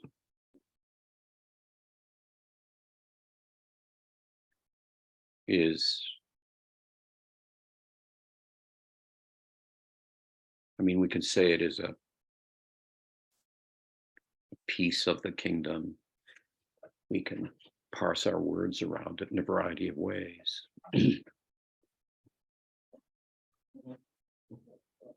But it seems to me that this is, and I think I see this in Maximus, that he's constantly working around and around and around to also hold these together, you know,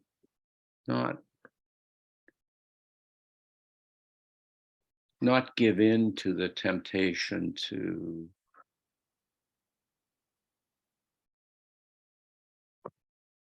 see any of our life, including our mortality and our dying, through the prism of division, but that we can live a life of communion.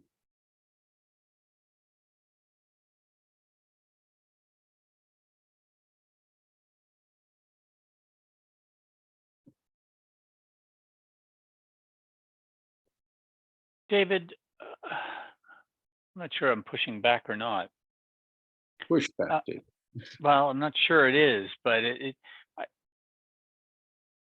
I mean, obviously, I think in the life of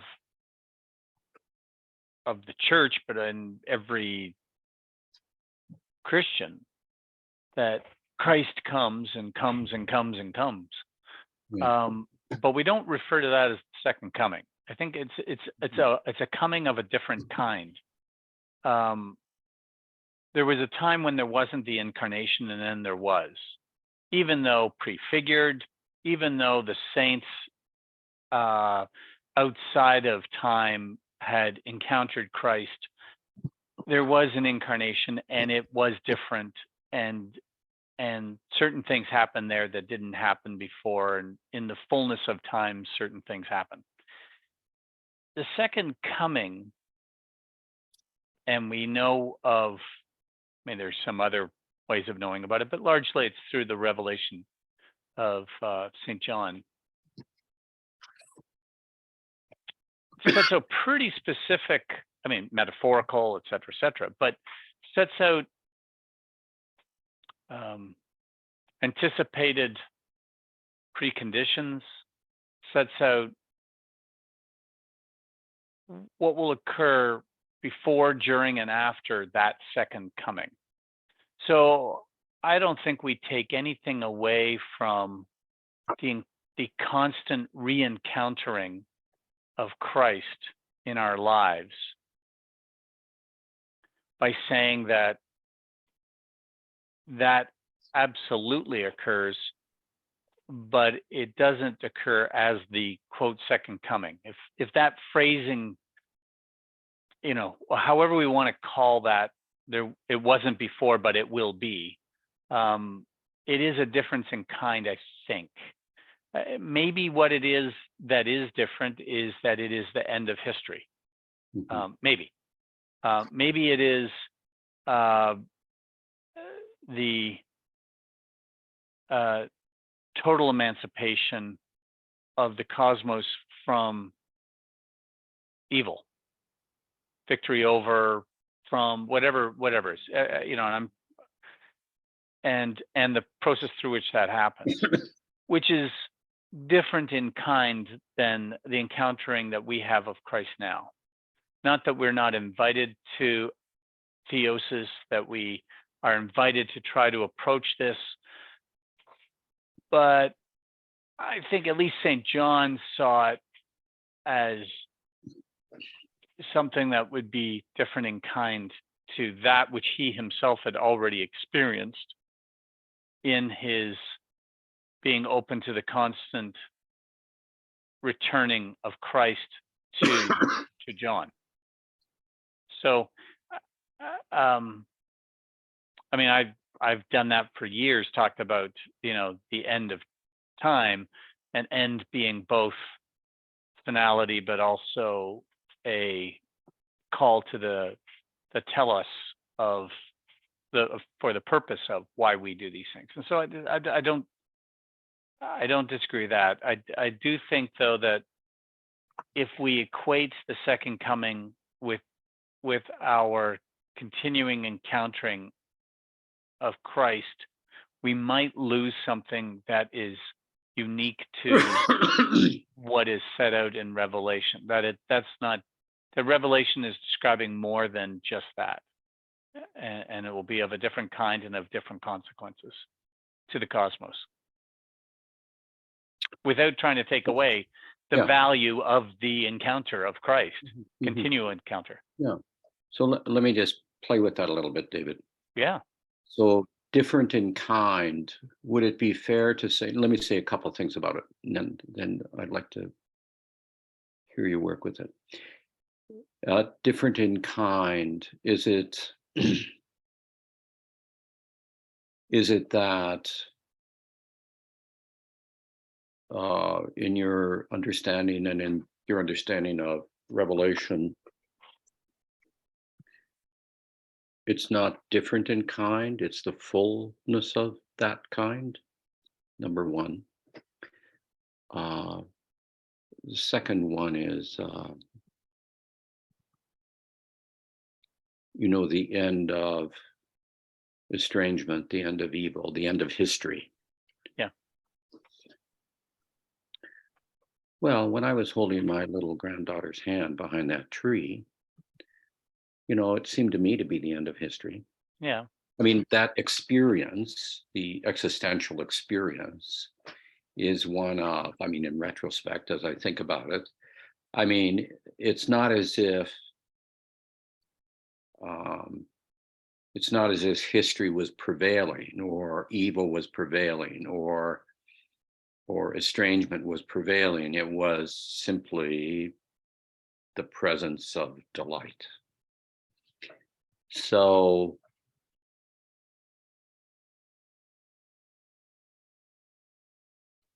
when we talk about the last things, so much of the theological attention has been given to what I call a eschatology of time. But I think I hear in people like Maximus and some of the patristic writing what I have come to call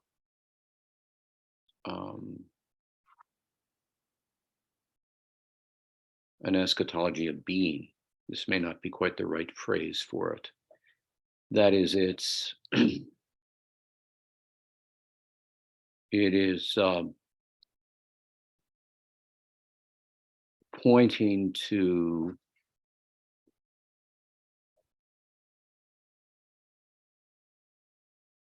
the presence of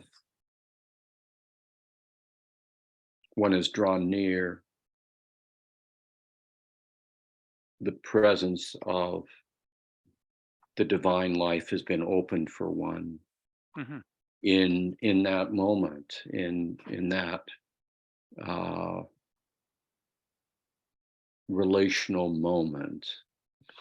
And that's not, again, that's from my point of view, I'm not pushing back against thinking about the end of history in other terms, I do wonder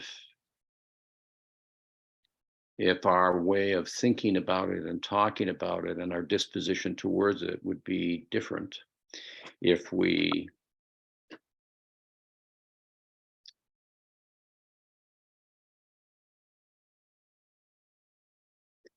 held tenderly the way in which that is already given in our life. Oh, I think absolutely on the last bit, but I do want to reserve a uniqueness of second coming.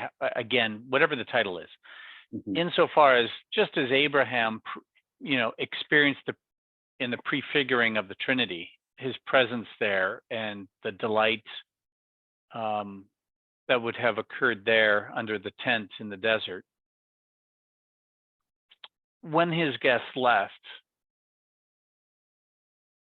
it isn't that life might have gone back to what it was before, but it didn't remain at that ecstatic level. It was, and when you're standing with your daughter or granddaughter, she goes back to school. You go back to a faculty meeting in Edmonton and a faculty meeting, which I think, again, it prefigures it. It's important. It's a gift of grace that we can taste this, but the consequences aren't temporally permanent in a way that,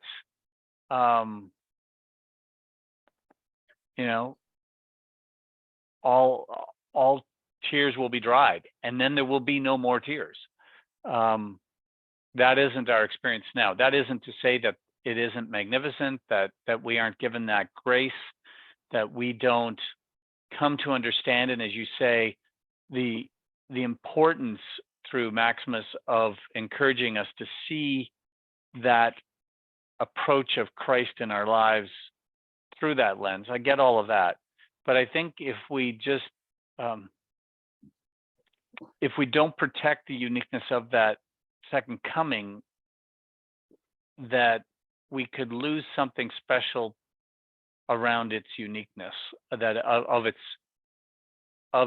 finality, whereby we don't slip back. And it is the participation of all, even of the devil.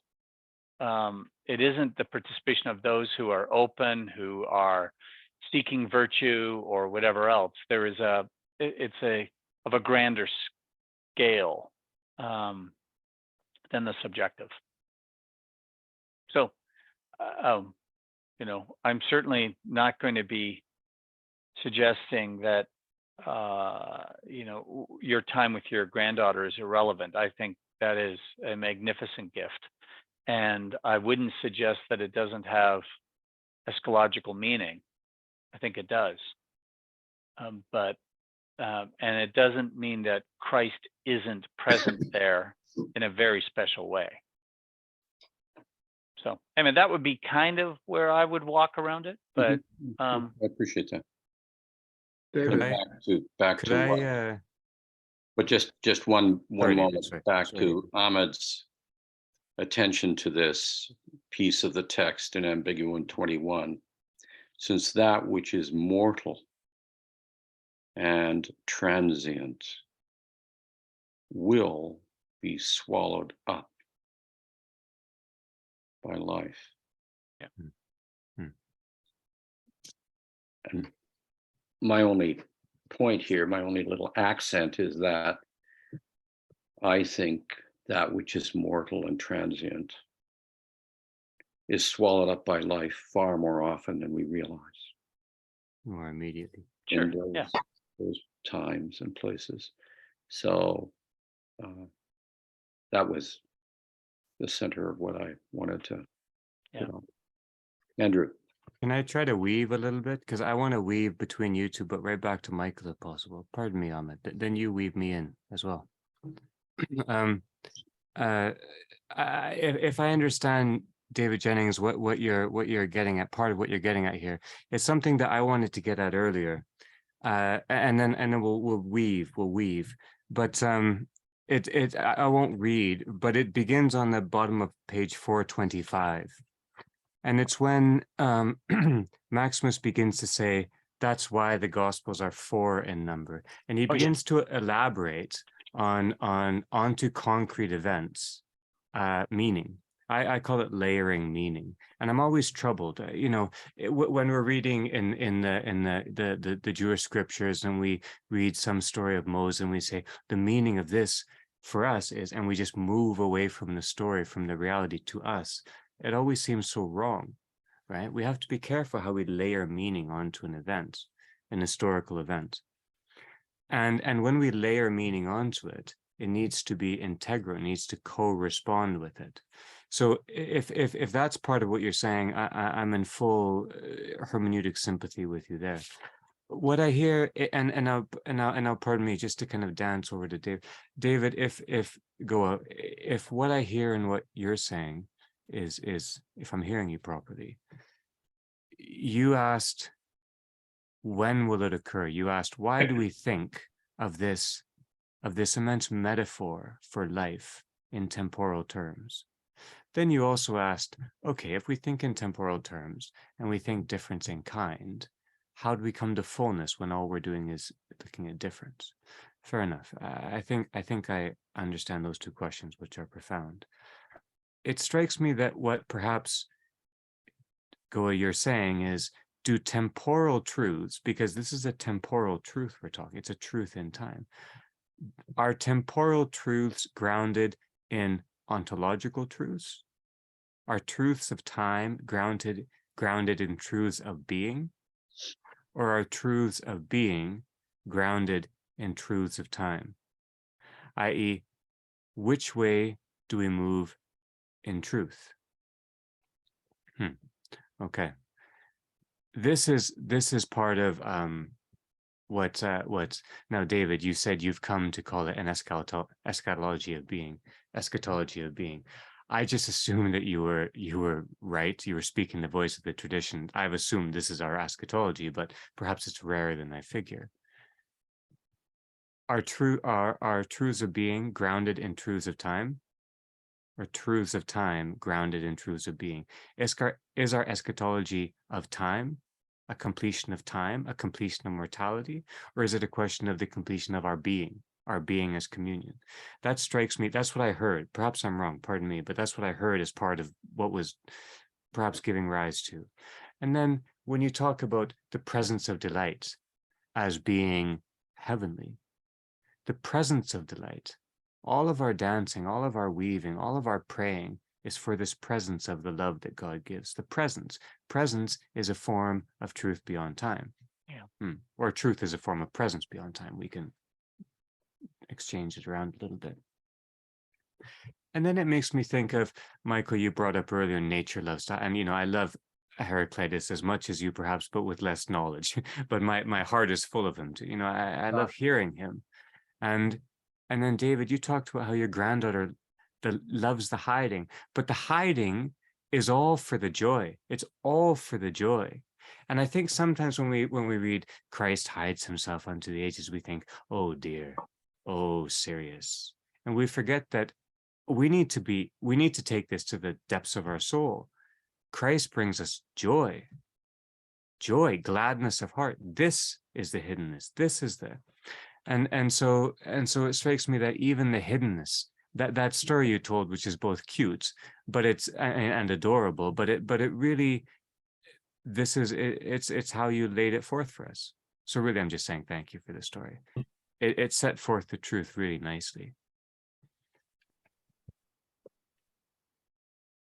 You talked about existential truth too, David, at one point. If existence is bounded by time, which I'm not sure-footed about this, but it seems to me Maximus is telling us this, that being is not bound by time and existence is bound by time. And an existential truth is a truth of wisdom. It's a truth in the light of death, which gives us an awful lot, but that's all it gives us. So we move beyond existential truth into this deeper ontological truth of being or truth of time. perhaps. Pardon me. That's what I heard, but maybe I didn't hear very well, or maybe. What do you, any of you, make of that little dance?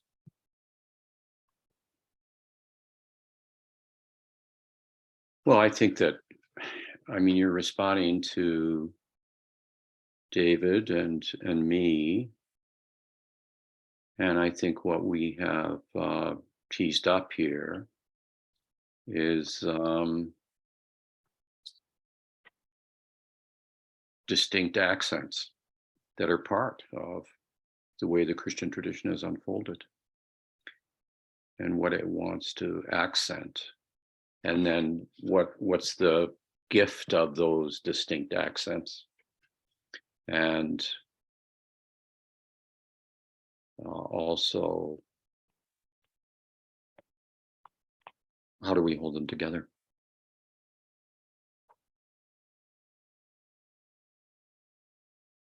So,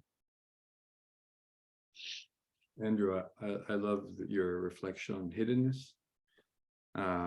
I was just thinking about your granddaughter, David. One of the beautiful things in that story is that she seems to embrace the hiddenness. She invests herself in that hiddenness. The hiddenness is, maybe by analogy, a mystery which she plays with. She just plays with it. She knew it was there. She's not afraid of it. Yeah, she's playing with it. And in some sense, Andrew was talking about, in your tradition, Christ is hidden and serious, whereas perhaps another approach is to invest oneself in the mystery of that fully. I would venture that that's part of where faith is, to invest oneself in that, to step into that fully with joy and not to be afraid. In any religious tradition, but I mean, we're talking on these terms right now. I mentioned maybe a little bit earlier that a key moment in my life is moving away from a vision of the afterlife as a place where there's going to be rivers of milk and honey. The idea that what awaits us is, there's a glory that awaits us, when really the most profound moments that I've had the privilege to experience are moments where I felt, maybe for a short instant, for a little while, that I was already present with the divine in some way. And after which I thought, what is beyond this? Well, where there's nothing else. I am content. Maybe that's what's beyond, Yeah, exactly. where there's nothing else. And this There's is that fully. exactly, David. And this brings me back to your idea, which I think it's central: the eschatology of being versus an eschatology of time. I think it's being fleshed out as we were talking about it, but my God, that I think there's something very important in this idea of an eschatology of being. And David Jennings, in relation to that, I would like to ask you, because you've suggested that there should be some qualitative difference between the second coming, and I'm going to say this, but please correct me if I'm wrong, a second coming in time, right? So not now, but in time, right? There's a qualitative difference between that and a full experience of presence, in as far as that's accessible to anybody in time.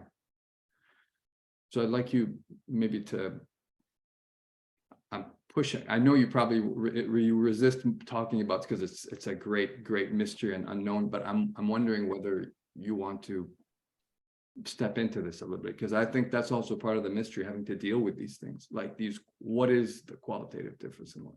Sorry, go ahead. Sure. No, that's wonderful. I find the question more interesting than perhaps what my answer will be. the presence that I experience, perhaps, I mean, as inadequate as, because I'm inadequate to receive it.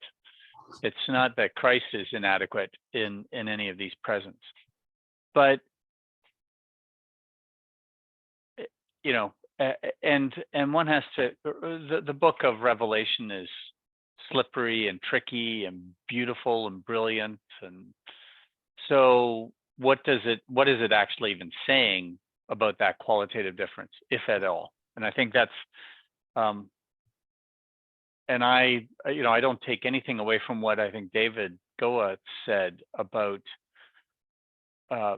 certainly we have historically in the church seen an emphasis on, oh, well, when the second coming comes, then we will experience A, B, C, and D, and not opening ourselves up to that encounter right now and recognizing that encounter as Christ being present. So I think that's all very important and true. The qualitative difference I would see in the second coming would be, I think what I might have said before was that a certain finality, an actual end of history, where the granddaughter doesn't leave, where the Trinity doesn't leave Abraham in the desert, where that presence isn't for a time, but is for all time.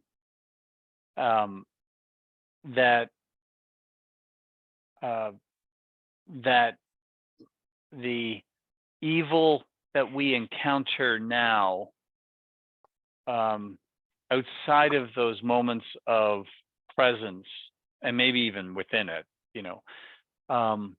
is finally addressed in a way in which it will be no more.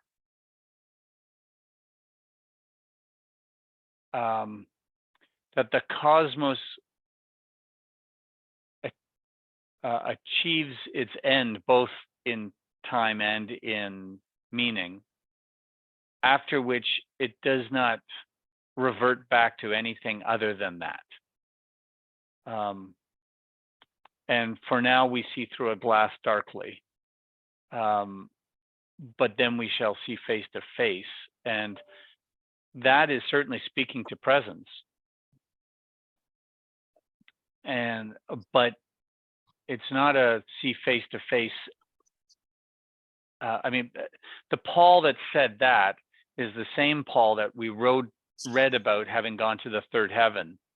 But Paul does not go to the third heaven and say that that's where he is right now. He speaks of it as an encounter, a presence, but he's not there, and he longs for the return to that in the fullness of time, when he no longer sees through darkly, but shall be face to face. And I think that's what the, trademarked the second coming, mysteriously offers the entire cosmos, that in all times, all place, if there is still time, all place will be that absolute presence, that seeing face to face. That even in the best presence encountering of, because of our sin, our inadequacies, our just being in the world that we're in, is only partial. It's through a glass darkly, as beautiful as it is. I don't know if I have articulated it well enough to even do anything, but anyway, that's kind of my effort at it. Yeah, no, I really appreciate that, because I have a similar sort of anxiety, and it's probably best represented in a very playful way by probably the greatest, well, possibly the most significant painting that Leonardo da Vinci ever painted, which is hanging in the Louvre, but not behind the the The wall of plexiglass. paper that doesn't let you get close to it. It's actually on another corridor leading up to there, and it's there's a companion piece, probably done by someone in his workshop called Bacchus or Dionysus. But this painting has been given the name John the Baptist, and it's a well-known painting. It's quite dark, and it's been recently, about 5 or 6 years ago, cleaned up. And you might be familiar with it. It shows, I guess we're meant to think that it's John the Baptist, but he's in wild skins, panther skins, looks like. And there could be an allusion to, it could be a syncretistic, playful moment alluding to Dionysus. And but he's holding up his finger in this familiar gesture exploited by many, Renaissance artists at the time. And in the background is the cross, and one straightforward interpretation is this is an allusion, even though it's anachronistic. It's John the Baptist, referring not just to the resurrection, but to the second coming. So the painting could touch on that. But there is a playful syncretistic aspect, which and the disturbing part is that in the past I've thought of it as and also I should mention there's an unmistakably sardonic expression on the effeminate face of John the Baptist, and it does seem to be representation of Dionysus. So one doesn't know whether one's in the territory of mockery. And just assigning to the ways that, say, Kenneth Clark might, Michelangelo is a devout Christian, and Leonardo da Vinci, there's kind of unspoken atheism afoot. But when Ahmed was reading out that passage, and this is a rather stretch of interpretation, but then David caught David's eye too, and he repeated it. That which, this is on page 437, that phrase italicized right in the middle of the page, that which is mortal and transient will be swallowed up by life. I couldn't help when I was reading it the first time to think of that painting, because of course, more important than Heraclitus, Ephesus was a source of Dionysian worship. And when we're meditating on nature, Dionysus represents, different, among other things, an intense representation of nature and life and death. And I think there is something about being swallowed up by life that is a kind of Dionysian concept. And this isn't a syncretistic thought in the sense of saying that, look, Christianity rips this off, but rather that there's a forerunning insight in other religions that I think reach a consummate moment, and then a moment of greater clarity. And one of the things about being swallowed up by life in this world is that death is also important. Just in terms of ideas, an idea has to die before life can come. And that goes to the heart of the apophatic moment, I think, that it involves, because whatever is continually, you're never seizing on words, thoughts, or anything permanently. They're always moving away. So there's always death and life. Both are being swallowed up. Anyway, that's just a kind of thought I had about the resurrection, but I wouldn't. It's not meant as a to resist the historical finality, because it would be pretty hard to think of Christianity outside that. But I'll just end with this one, just because Andrew has invited us to look back on passages earlier, and since Andrew went through the exercise of distinguishing negation from apophasis, there's one passage where I think that a more apophatic interpretation, and maybe a more correct translation, will really kind of cast a glimmer of light on that which we can't know anything about, namely the moment, the historical moment that David Jennings is emphasizing after the second coming. Anyways, and so if you wouldn't mind, just very briefly, I won't belabor this point I'm about to make, but the middle of page 243 in Ambiguum 10, that Ambiguum that we spent so many the big weeks long with. And there's just one, actually two words that I want to emphasize in one clause. I mean, not even a full sentence, but in the very first paragraph, in the very middle of the page, we see in the English translation, God, on the other hand, okay, God is absolutely and infinitely beyond all beings.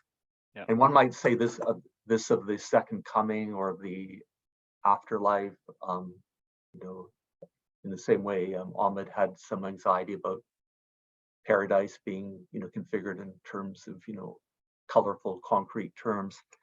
But if we, as we did before, get rid of these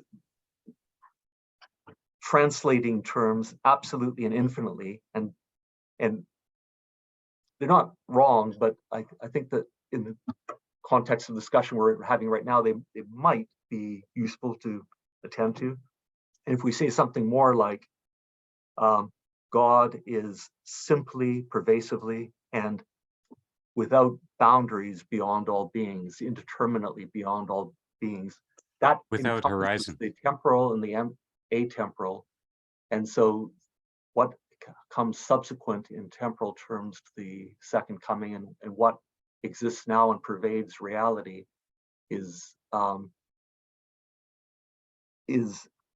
without horizon, simple and one thing, although we, looking through the glass darkly, as you quite rightly point out, can't see that. I think Maximus at times does see that, and that's meant to be a kind of you know, not an oppositional point, but kind of a just a further gloss in what you were saying when we think about the resurrection. I'll just add this on a personal note. I came to Christianity through you know, over a period of 10 years, and because I firmly believe that the resolution of all philosophical problems I had with the most important philosophical question, how we can make sense as physical beings of consciousness, agency, value, morality, everything. And the only way I began to make sense of that, and I wasn't a Christian for a long time believing this, was the logos. There is a logos that permeates reality, that becomes flesh, and if there wasn't, we wouldn't be able to make sense of anything. And it's a non-empirical concept, but we wouldn't be able to have an empirical understanding of the world, do science, in other words, without this presupposition. It was only 10 years later that because I've always taken seriously Paul's litmus test that if you can't believe in the resurrection, literally, you can't call yourself a Christian. I still believe that. But then the moment that where I did become a Christian, it wasn't a kind of Paul moment, was that I realized one can doubt not that the resurrection exists, but what it means, and one can even doubt that it exists and still be a Christian as long as one doesn't formally disbelieve it. And then oddly enough, that seemed to unleash more and more fruitful thoughts about the resurrection, both as a final thing, but as something that, just like the beginning, the logos, we should think of as pervading our thoughts. And so it's a ticklish. I have to believe in it in a full sense. Otherwise, I couldn't call myself. I don't think anyone. I'm not going to personalize. No one can call himself a Christian. And yet I don't think that it. I think that both to doubt it and in a fruitful way, not in a reductive, or annihilating way, is to keep it alive and allow it to interrogate our reality all the time or frequently. Michael, So just a little footnote about that. What's so delightful about what you said, Michael, even though you spoke about the first part somewhat abstractly in terms of the logos that pervades everything. So I think one of the, if I can use this term, charming things about Orthodox liturgy is that it always holds the incarnation and the passion, death, and resurrection together. And that's what I see you having just done in speaking about how this unfolded for you. So the incarnation, the Logos made flesh, is everywhere present.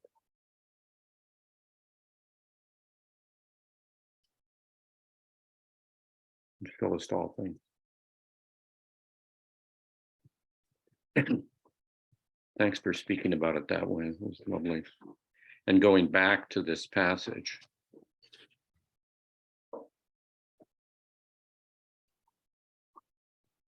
Thank you for drawing my attention to the Orthodox liturgy, bringing these two aspects together. The David Short, Right. a speaker at St. John's in Vancouver, a breakaway church within the current diocese at Vancouver. He when he lectured on this 2 weeks ago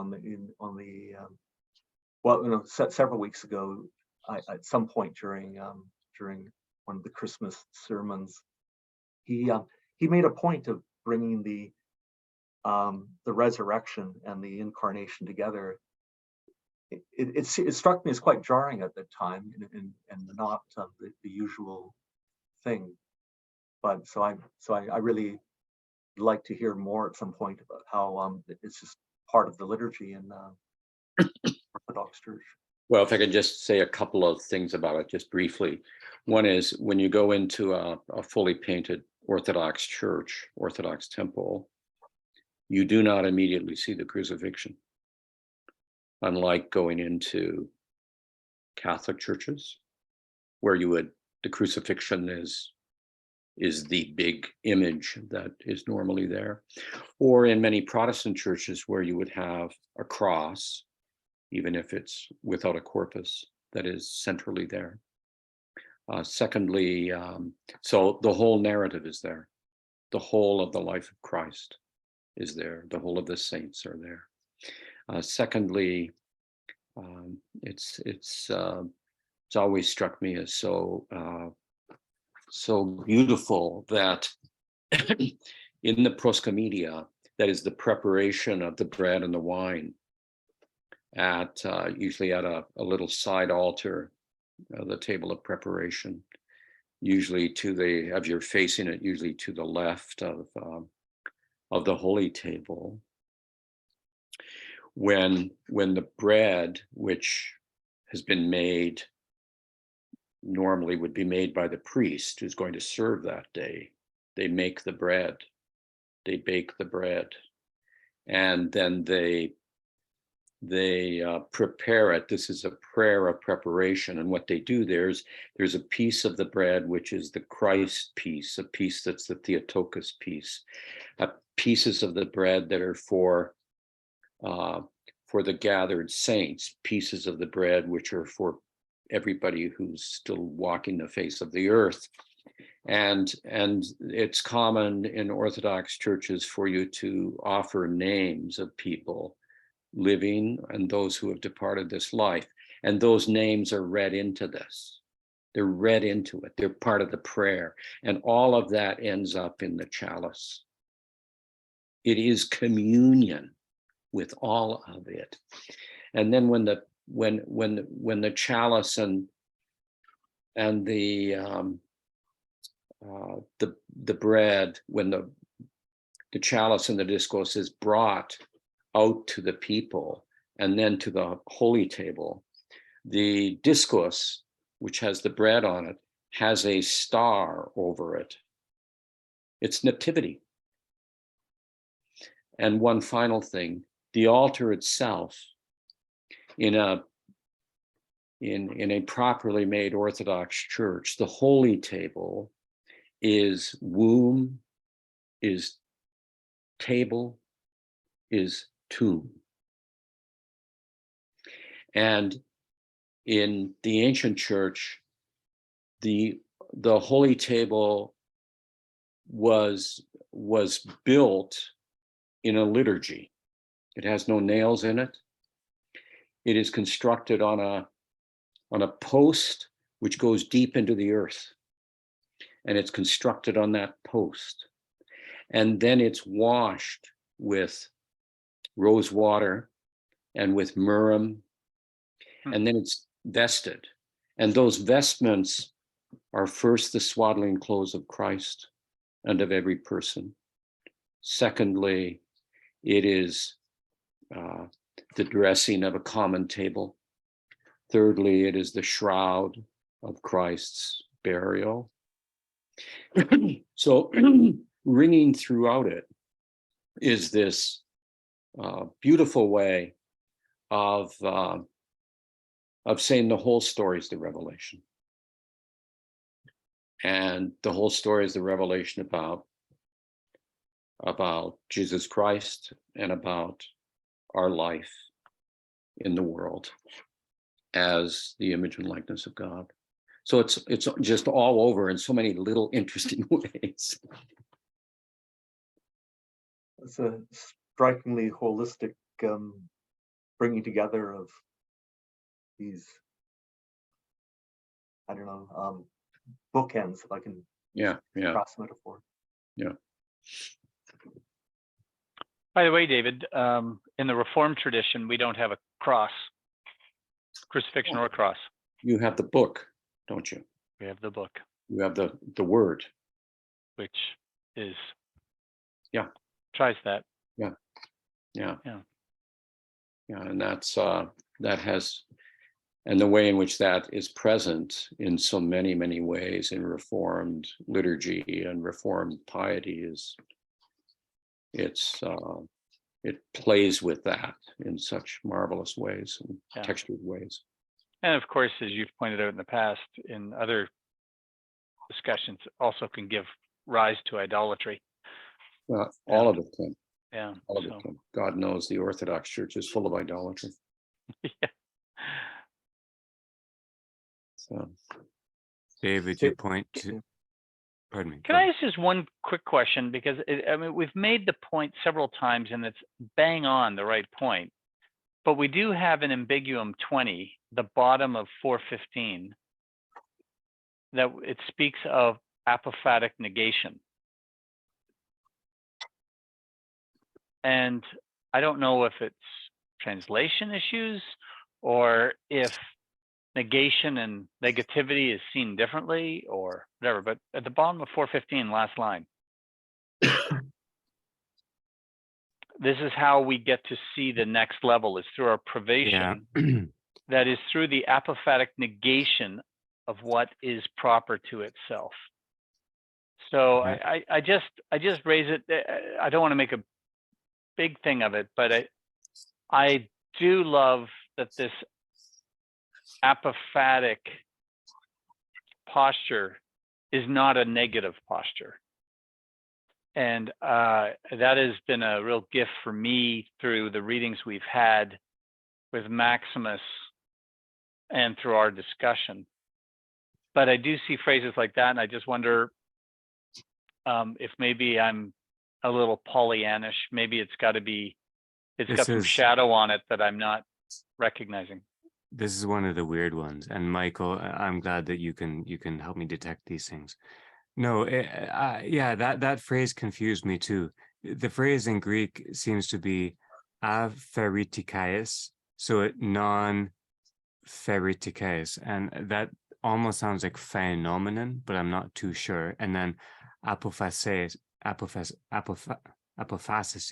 So apophasis, and then another alpha privative word that I didn't look up because I was just annoyed at that point.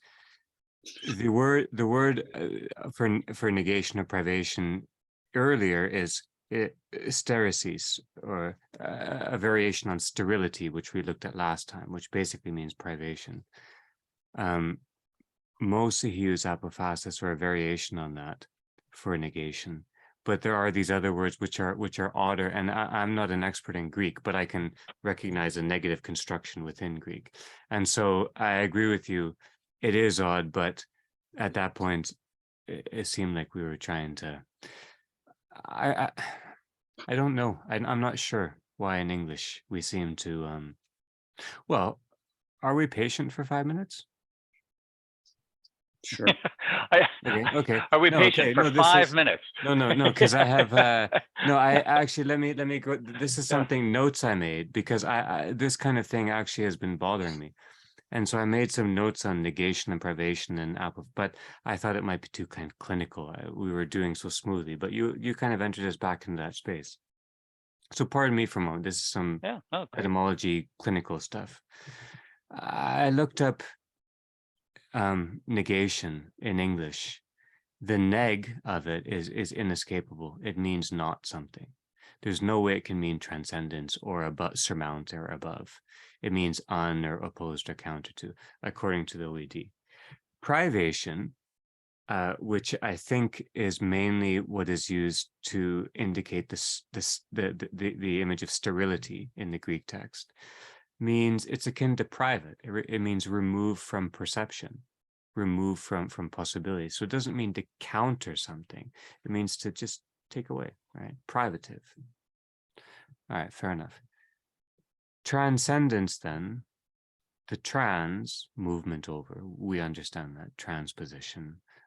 It means meta in Greek, metaphor, transfer. The send, or SEND, that comes from climb or scale. So we have the image of grasp again in transcendence, to pass over through scaling. So we have to be careful.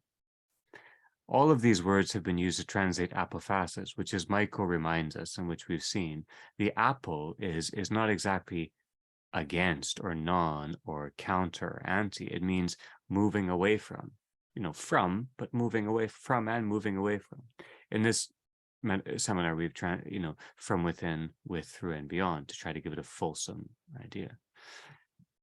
And so the movement of apophasis is with phrasing or saying. It's very hard to be apophatic within a word, but it might be possible.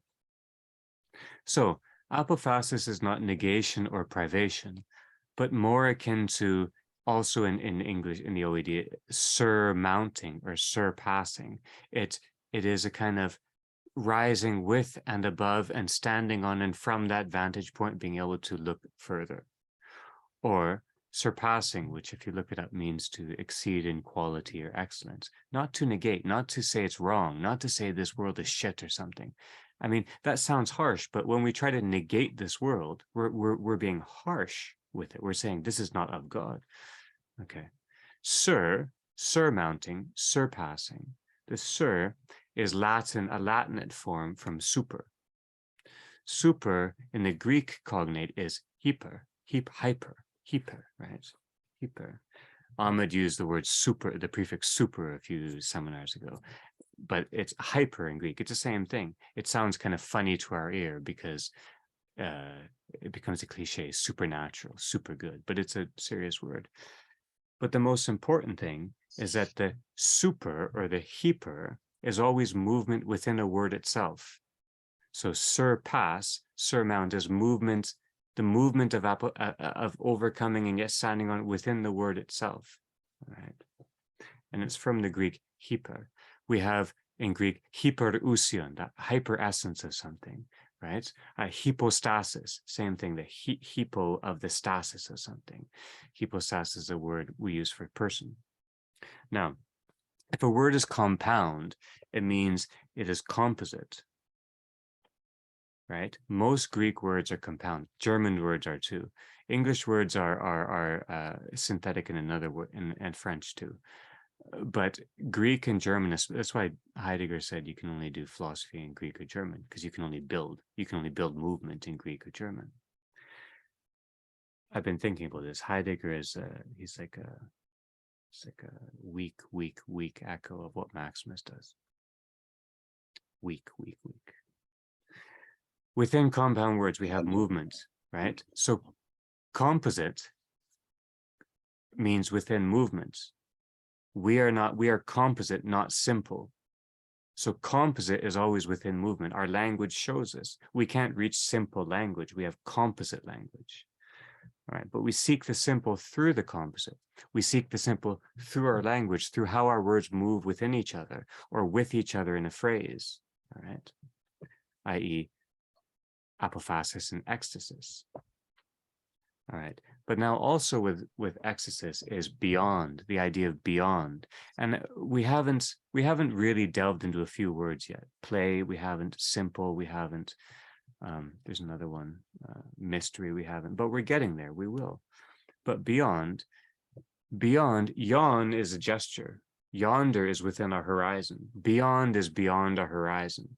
So beyond means unconditioned by all of what we have a sense of relation about. So beyond means beyond how we can comprehend in relation. A relation is always moving in form. All right. So beyond, yonder. Beyond is beyond aesthetic view. And yet, when we think of apophatic movement, which takes us from within our own beyond, we have to think in terms of movement, because as we said, movement is the sense of our horizon. That's all we have, is move. It's all we can understand. We are given the gift of knowing that there is something beyond movement, but we don't participate in it yet. So apophatic movement, how can we figure it aesthetically?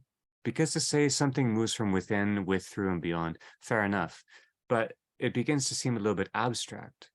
And so I tried to think, maybe fugal movement.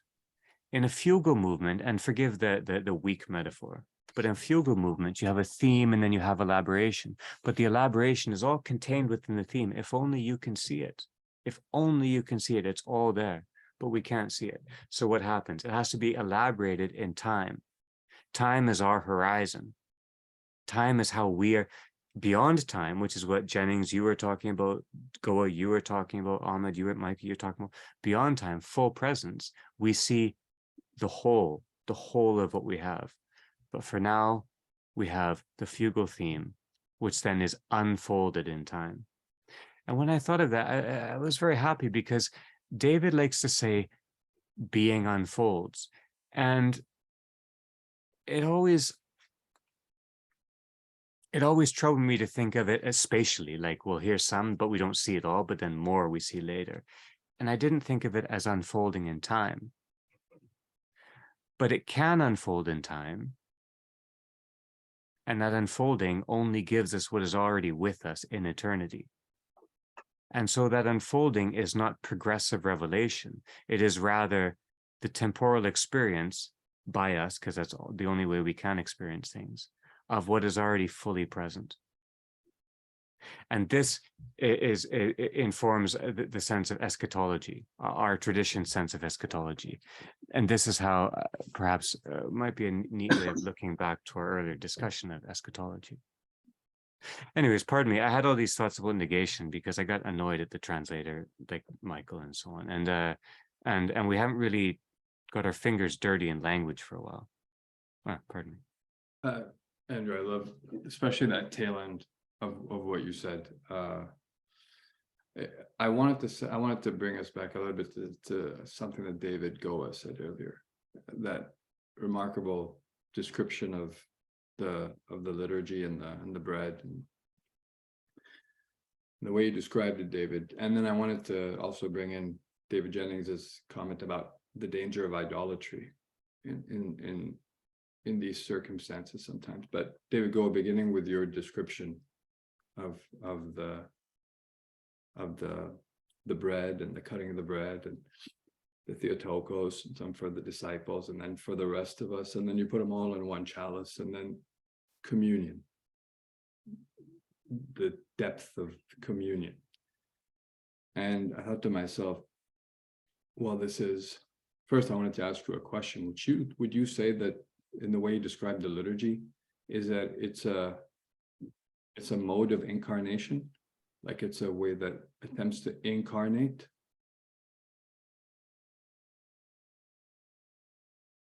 Yeah, it's only the liturgy if it's incarnate.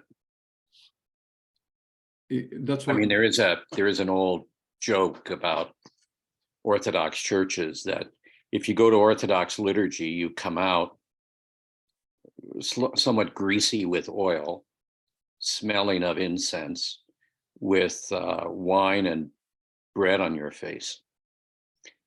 You know, it's visceral. Yeah.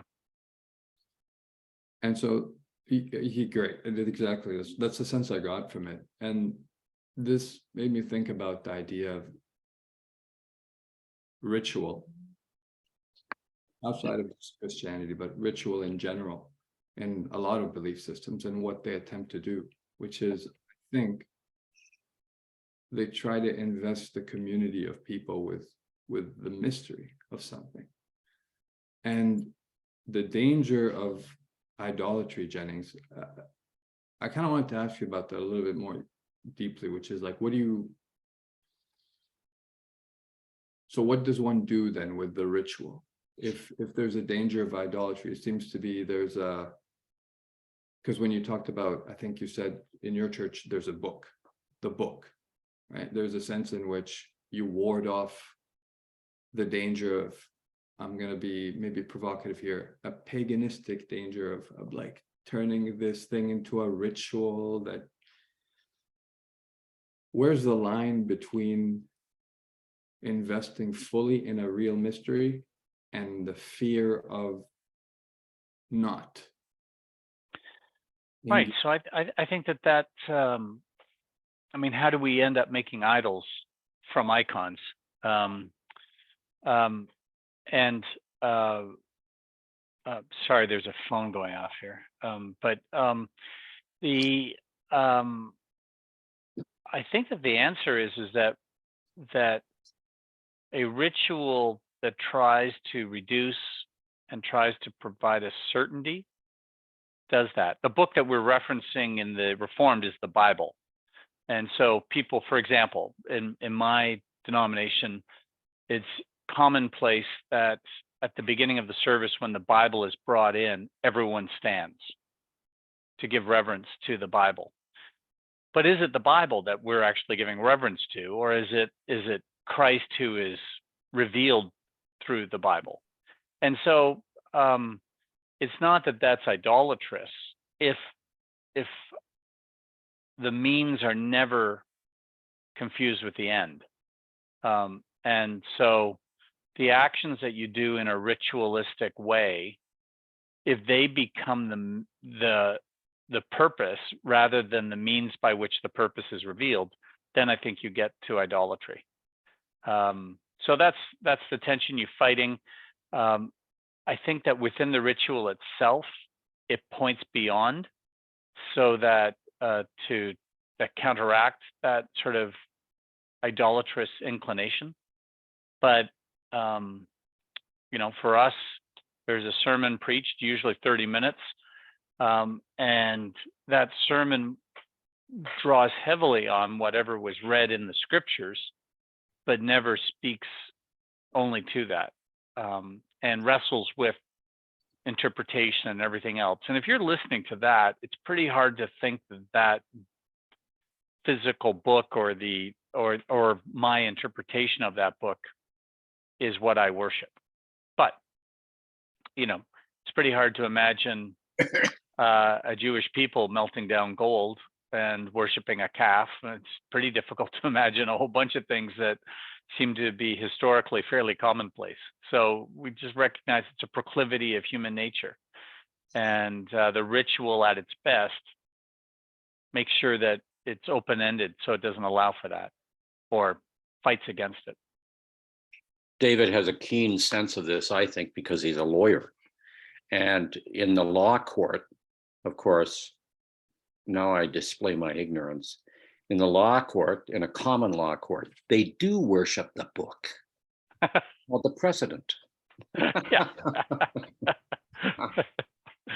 Well, if that's worship, you're trying to figure out how to reinterpret it for your client. So I'm not sure it gives much honor to the to the law. But I wonder, and- I wonder whether we sometimes maybe confuse idolatry with the trace of presence. Because the two, to me, the line is kind of thin between the two. You could consider, and again, this is, you know what, I'm going to back off from what I said. This is probably not my place, so I'll just back off from what I said. Ahmed, you're speaking a truth of the tradition right now. The Antichrist looks like Christ. That's what we're taught. We're taught that they look the same. That's why David concentrates on presence so much, and why he's asked the question was asked early, for the sake of what? Unto what? Because you're right. There's nothing more to say, but don't hesitate. You're saying a truth of the tradition that no one knows how to articulate. It looks just the same. That's what idolatry is. Rituals are always initiatory. At least it seems to me. They're always initiating you. But of course, the danger is that you can misunderstand what they're initiating you to. What are they inviting you to draw near to? And that's why all initiation rituals have a death in them and a rebirth. Because we've got to, as a number of you said earlier, we've got to let go of things that we project on the world in order to see the world.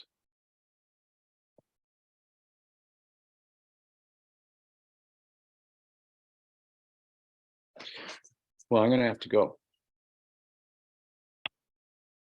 It's a nice time. Great to see Yeah. you. Thank you all.